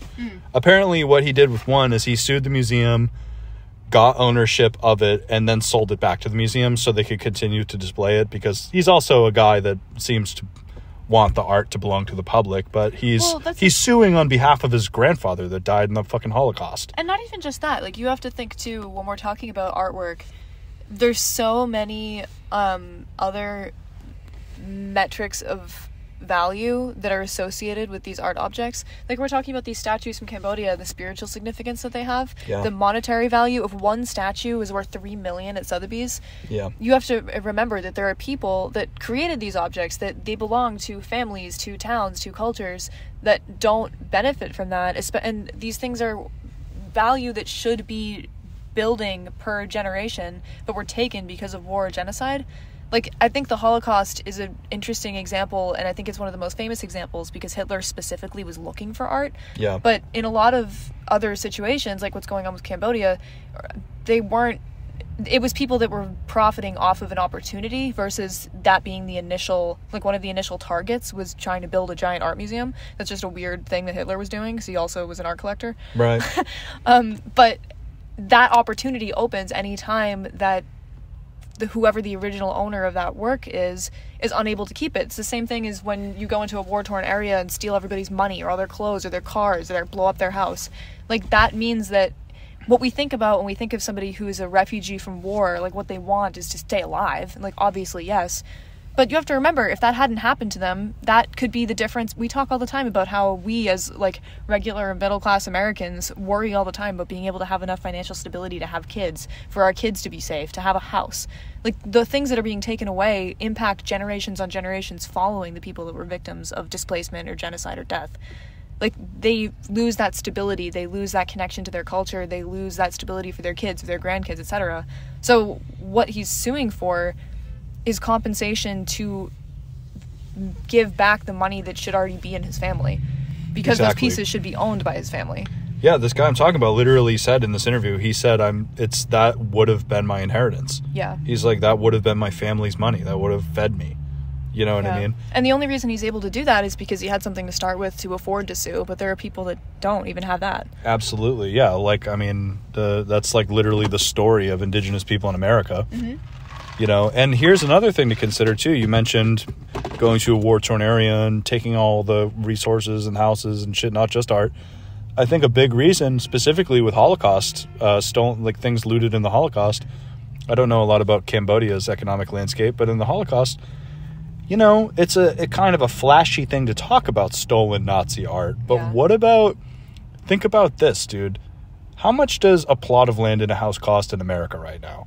Just where we are, where people are paying upwards $600,000, $700,000, $800,000 for a mediocre house. Yeah. Something people would call a starter house. You know what I mean? In our area, of course, in like some abandoned mining town in Pennsylvania, maybe you could buy a house for $20,000, but whatever. That's still fucking crazy. Now imagine how much... Okay. Now think about this. How many houses, how many buildings, how many farms, how many this, how many that, how many cars, how many billions of dollars in assets were just left completely vacant and unclaimed after the Holocaust? Yeah. During the Holocaust. Yeah. And then what happened? Did the banks just claim that shit? And then they auctioned them off? Think about the fact, like, that probably billions of dollars today in assets that are still currently owned by the very same people that probably bought the shit for pennies on the dollar after their neighbors died in the Holocaust. Yeah. You know, like people who maybe they were members of the party, maybe they weren't Jews, maybe they didn't, you know, die resisting what happened, or, you know, or they weren't blown up by a British bomber or whatever. Like those people with, you know, with their nest eggs that they kept through the war, bought this shit. Yeah. And so you got to think, like, this idea of repatriating art, repatriating this, stolen that. I think those people start to get scared and they fight this shit because they're like, ooh, what if they're going to repatriate this Rembrandt? Are they also going to repatriate my, like, 900 acres of farmland that my grandfather bought from his dead neighbor? Yeah. Like, you know, like, I mean... Like, I think that's what's happening. I think they could give a fuck about the art. I think what they're worried about is the real assets being fucking repatriated, like land. And the other thing too is there's a certain amount of value that you can't repatriate. Like, it's generations on generations that have benefited and had a certain quality of life or standard of living because of the sins of their grandparents or great-grandparents following the Holocaust. Right. Like, there are adults right now that have a certain level of education, that had stability in childhood, that have money for their kids, that are technically, as individuals, innocent of any crime, but they had all of that and got that upbringing at the expense of someone else who didn't, who technically should have had it. And you can't, even if you gave all the artwork back, gave all the money back, down to the cent, you can't give somebody a different quality of life than what they've already experienced. You can't give back time. Right. So it's really, it's dark. is a reason why people call it cultural genocide. Because the aftershock, like, there's no way to pay that back. And people talk about this, too, in the United States as a fallout from slavery. Like, you can't give back generations of education and development and income that is owed. You can only start from the value of today, like you're giving back the painting or giving back the worth of the painting and today's value, but that is still far less than what it was really worth in the bigger picture. Truth. No, you're absolutely right. It's fucked. Yeah. It's just, I mean, I have nothing in my life or family history that I could compare to it, but but if I were to hazard a comparison, like my great grandfather was poor during the Great Depression, was killed by a police officer while doing a robbery. So he died in his 30s, and his children were orphaned and put into homes and stuff. And that made them grow up extremely poor and without family, and which caused my dad to grow up extremely poor and without family. And even just in my like meager, like foolish comparison to genocide, there, like, even in my own life, I can see like a very like easy way. Like, I'm just like, for all the white people listening that probably have a similar Great Depression family history story, like, you can even see in a simple way a death 100 years ago. Yeah. An unjust death from 100 years ago creates generations of pain. Yeah. That the people that came after that fucked up act may not even know about. Yeah. If I just, like, there are probably people that have grown up in poverty that started with their great-grandparent, and they don't even know that. Mm-hmm. They don't even know that it happened that way or why, or like it, because the information was lost. Yeah. Which is why, like, to circle back to a point from earlier in this conversation when we talk about how foolish it is to blame the culture that is the victim of this, like, thievery for not having documented everything. Like, we don't even document our own family histories enough to be able to figure out what went wrong where. Right. Yeah. Exactly. Yeah.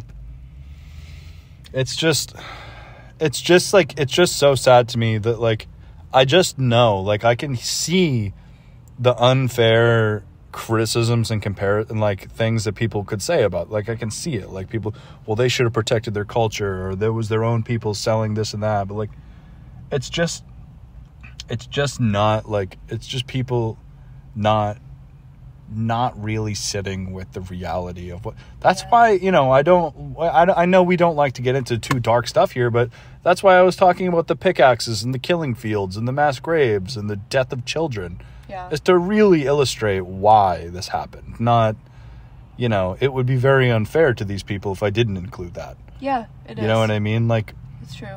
Like, they literally, like, intentionally killed thousands of babies and children. Yeah. Like, and when you think about that in the context of when we're talking about the value of these artifacts, if it really came down to it, $3 million in cash, is that worth more than the life of, like, your infant? Like, you would steal an artifact too if it were you, you know? Right. And here's the thing. It's just like, maybe it starts off easy. Like, you know, like, you find out, hey, if I go steal some, like, bullshit porcelain Mother Mary from the local church, I can sell it for $1,000. If you're homeless or poor or something, that's an easy dub.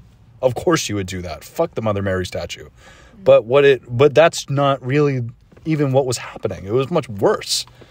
It's like, would you sell an urn with your mom's ashes in it for $1,000?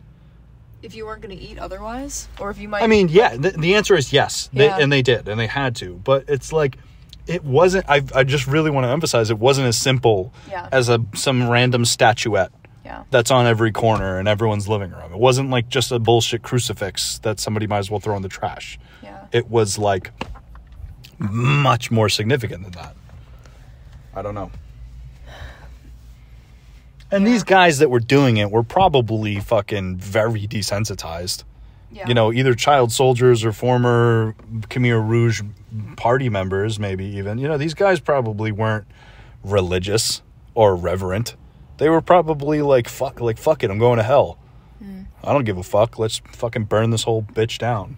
I don't know. Well, you have to remember the scope of this too. Like, from a historical standpoint, this all happened in like a short window of time, I guess. But from the perspective of a person growing up in this, like, I don't know. It's a lifetime, you know? Yeah. Like, you can be like the person that you were talking about that was the informant on this. Day Duck. Yeah, Day Duck. He was a child soldier, so from the beginning of his timeline, involved in all of this, affected by all of this intimately, to when he died of cancer as a senior citizen, was just the end of his participation in this arc, and it began before him and it will continue after him. Yeah. Like, that, it's an entire lifetime that's completely shaped by this. Yeah. One of many. And to add a little more perspective, you can fact check me on this if you feel like Googling it, but we mentioned that some of these acquisitions by these museums and sales by Latchford happened in the 1990s and 2000s. Pol Pot, the dictator, I think he died in like 1999. Like, these sales, like, look up Pol Pot death or something. I don't fucking know, but like that guy was alive. Yeah. Like, in free during most of this. He died in 1998. 1998. That's the year you were born. No, it's not. Oh, sorry. It's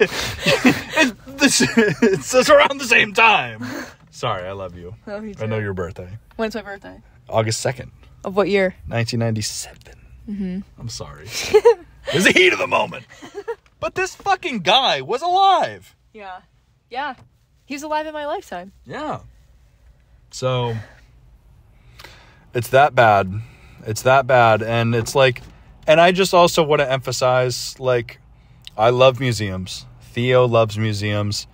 We support museums. We support cultural preservation in every country. And, like, the thing is like, I just want to say, like, there's some bad actors. There's some fucking assholes. There's asshole, illegal, criminal private dealers. There's probably a lot of unethical people that a lot of unethical people or people turning a blind eye or even conspiring in the art world. But that, to me, it's throwing out the baby with the bathwater to write off the whole museum world. There's a lot of people, this is a controversial topic because a lot of people feel very disillusioned and upset with the museum world, and they'd like to write it off altogether. But I am not of that opinion. I think that there are reparations that must be made and repairs to this damage that must be made, and museums in the art world need to reconcile with the fact and actually look at the role that they played. Yeah. And incentivizing these types of crimes and not doing their fucking homework. You know? Like, well, it's I just think that I think they need to look at themselves in the mirror, but I also don't think we need to condemn the whole fucking thing. Yeah. That's what I'm saying. And I think another thing to keep in mind too is that a lot of, I mean, it definitely depends on the institution. There's, like, it would be a false equivalency to compare, like, the Dover Museum in New Hampshire to the British Museum. Like, it's not all the same thing.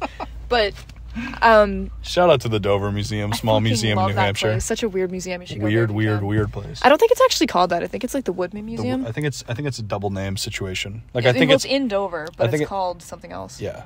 I was looking it up recently. Woodsman Museum. Anyway, great museum. But I think that it's important to remember that museums kind of serve a lot of the time as a display case for donations from private collections.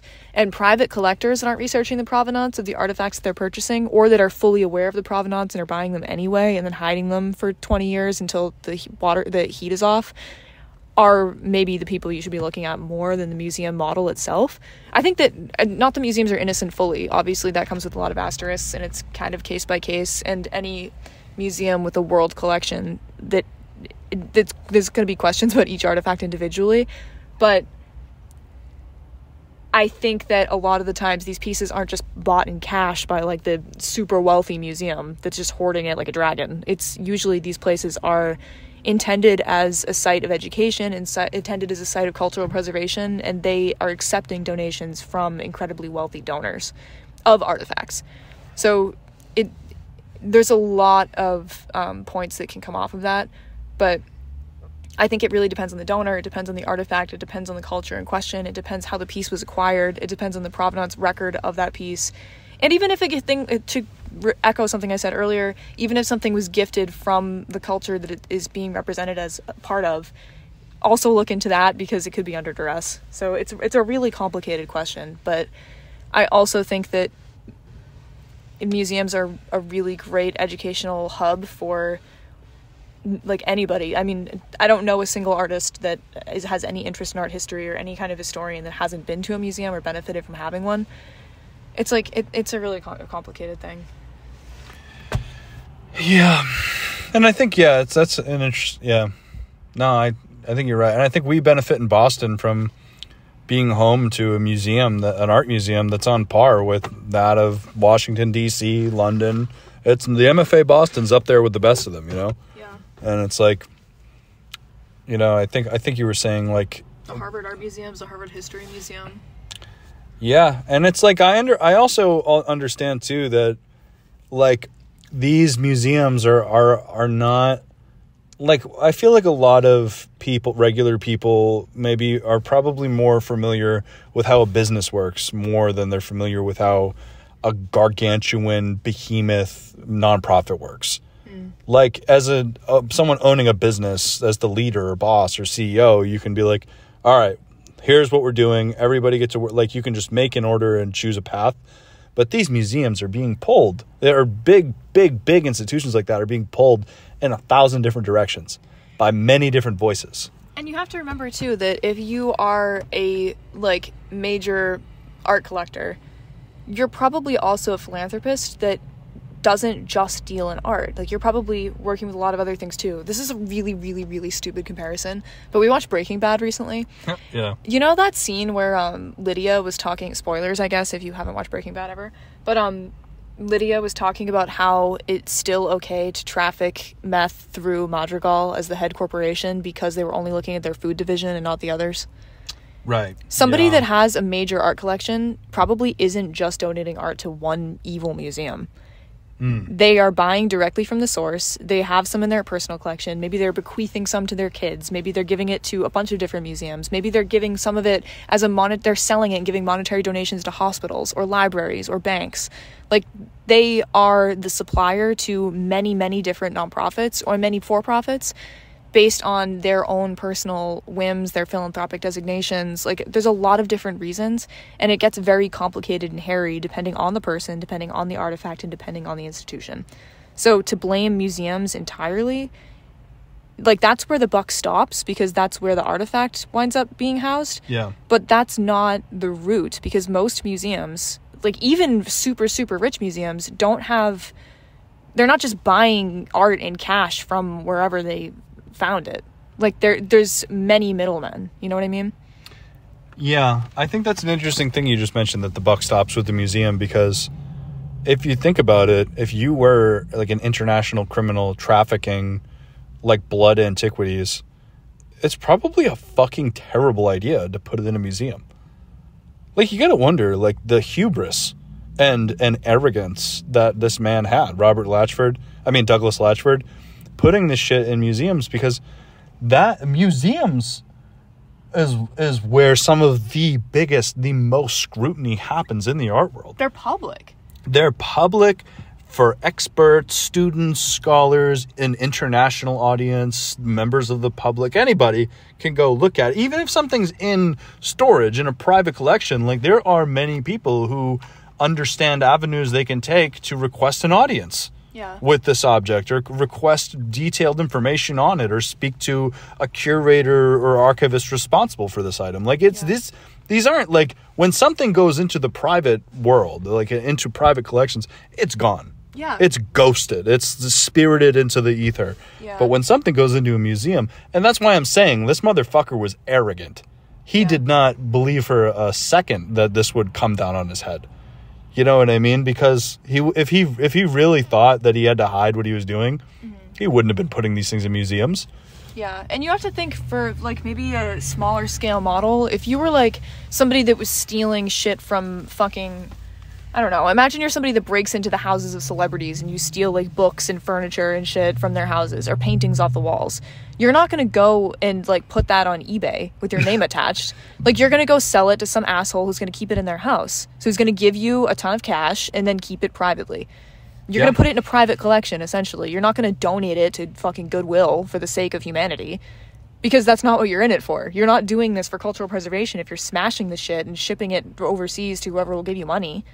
You're in it for financial compensation and your own safety and benefit. So you're going to give it to the highest bidder that is not going to snitch on you, right?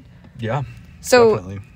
That doesn't absolve museums from doing provenance research, but a lot of the time what the museum knows is that they're receiving this artifact. I mean, I don't know anything about this. I've never like done like an art acquisition for a museum, but I would imagine what they have is a donor record of, if, for example, if somebody bought that piece from Sotheby's and there wasn't that big scandal and research about where that piece came from, they see a record of this person bought this piece from Sotheby's auction house, unknown provenance history before that, bought it from a reputable auction house that was given to a reputable donor who has a history of philanthropy, and now they're donating it to a museum.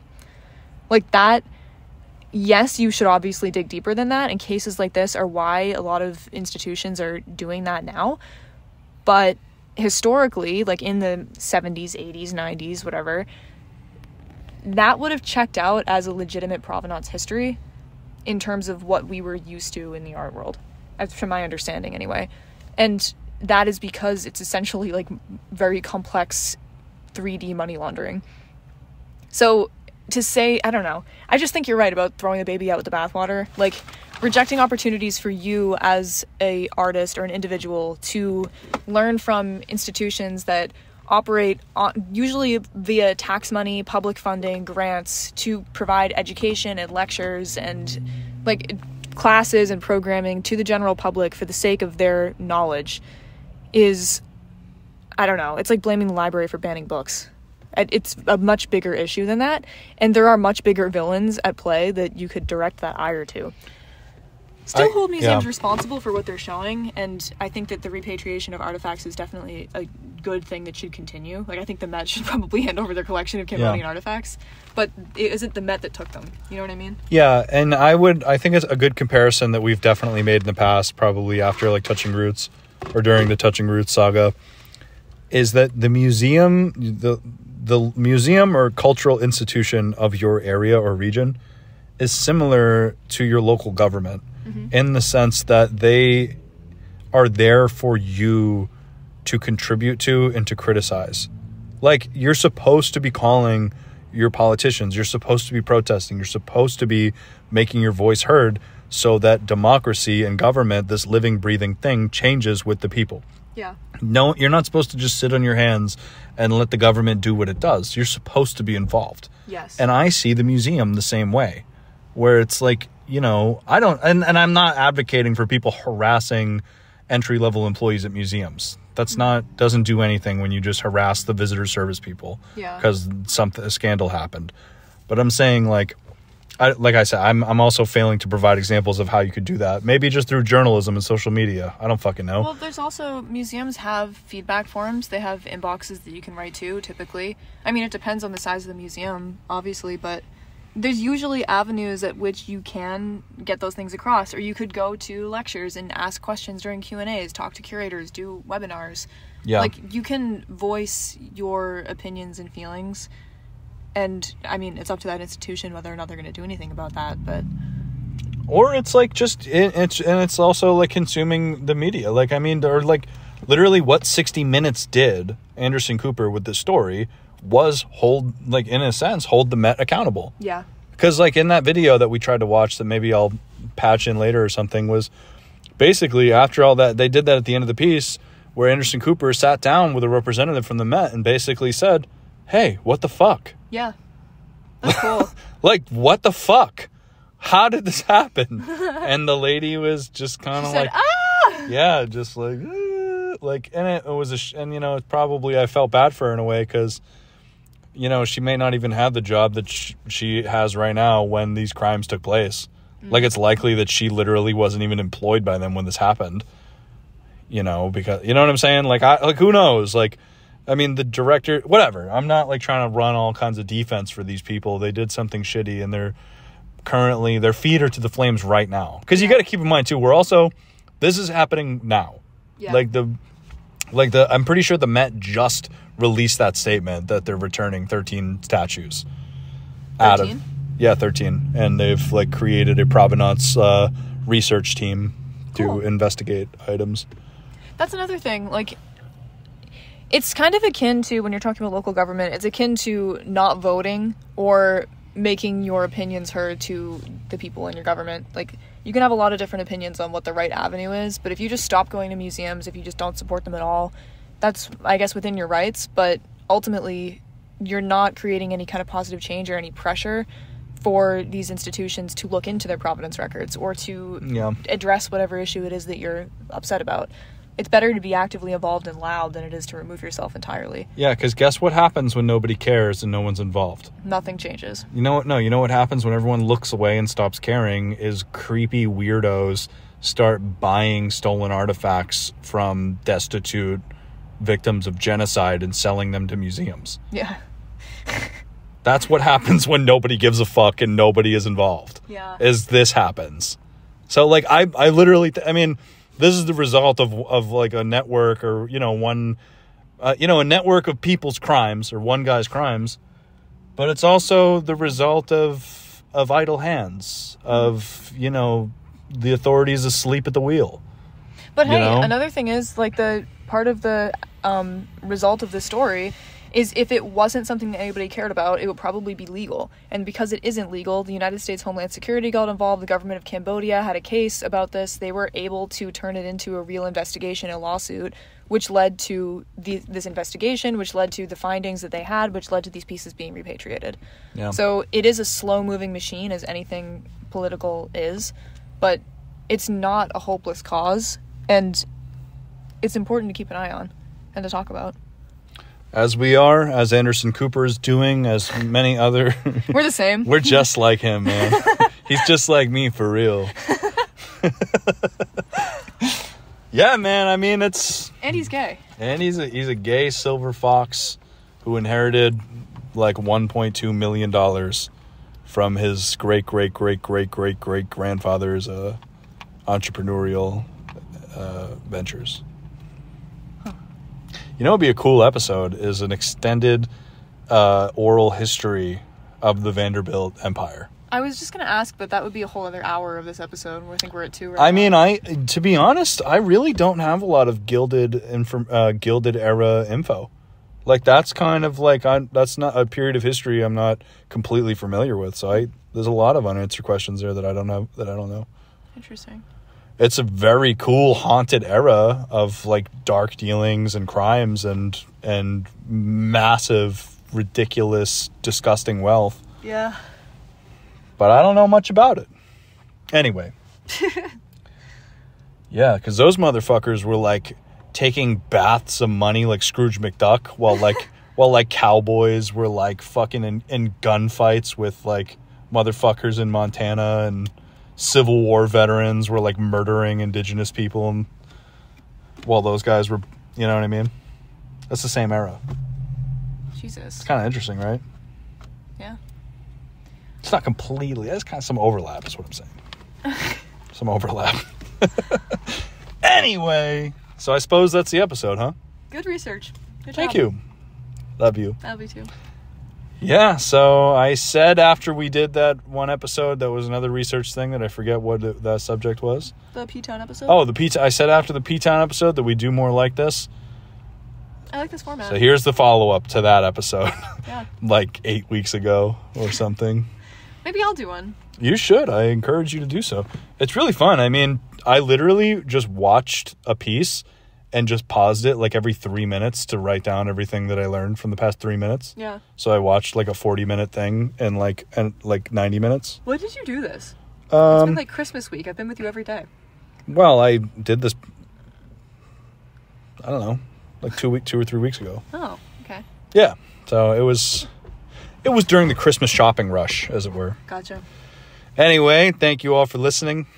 This has been a plagiarism history episode. Just kidding. I don't know. Yeah, no. And I'm also, just to give myself some credit, I did include a lot of information that wasn't in the 60 Minutes piece. Also, let's be fucking real, dude.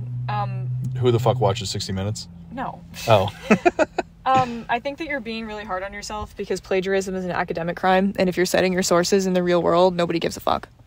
Yeah, fuck you, assholes. You I'm also taking inspiration from a podcast that I love, My Favorite Murder, where this is literally their entire format. Researching something using existing sources from people who have done deep dive research you don't have access to is normal, and that's how you write a paper or you do research of any kind.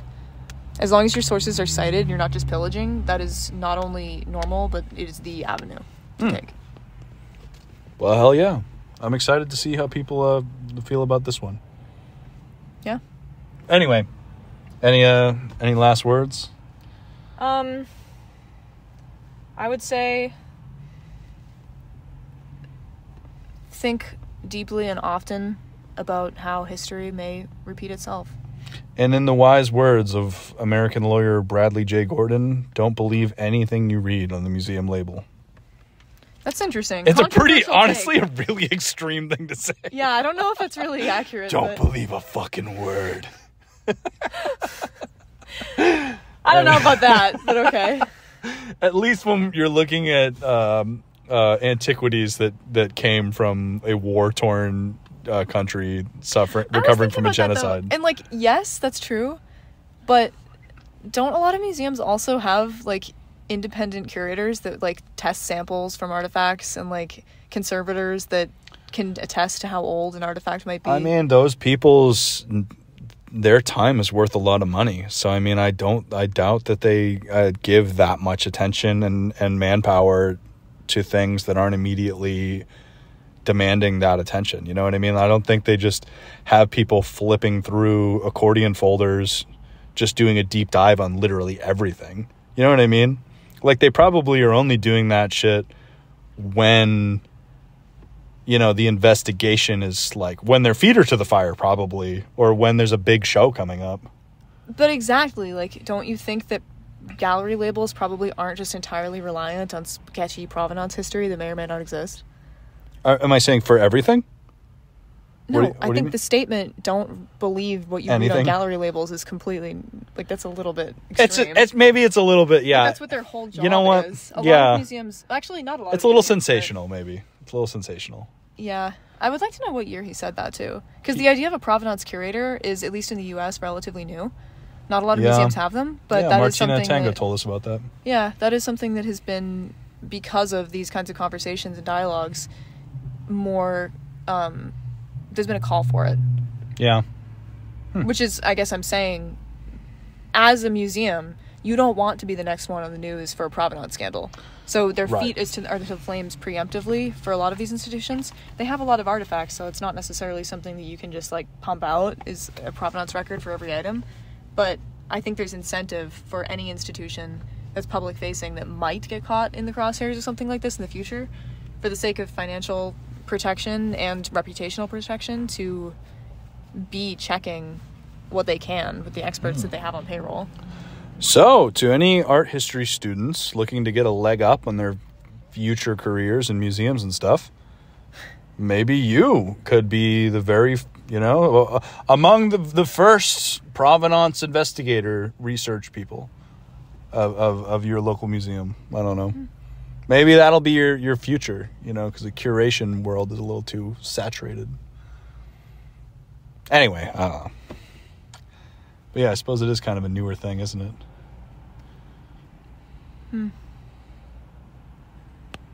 Interesting. Anywho. Yeah, should we leave it at that? Yeah. Did you expect to be discussing this on this episode? No. Did you have any guesses as to what the script would be about? I didn't even try to guess, actually. You were just like, fuck it, let's go for a ride? Yeah. Cool. Good job. Thank you. I appreciate it. All right. Boston Art Podcast. That part 2 was 40 minutes. So we recorded like 2 hours. Yeah, it's like a 2 hour power hour. Happy New Year. Happy New Year. If this came out, this probably is coming out after New Year's. We hope you all had a wonderful 2023. I think we'll dedicate our 2023 review perhaps to a different segment or episode. Anyway, Boston Art Podcast. Thank you all. Bye-bye. Boston Art Podcast is an independent DIY production by Brian Huntress and Theodora Earthworms. The information contained in this episode represents the views and opinions of the original creators or our guests and does not represent any institution, organization, or business. Find us on Instagram at Boston Art Podcast and tune in for a new episode every Friday. Thank you for listening.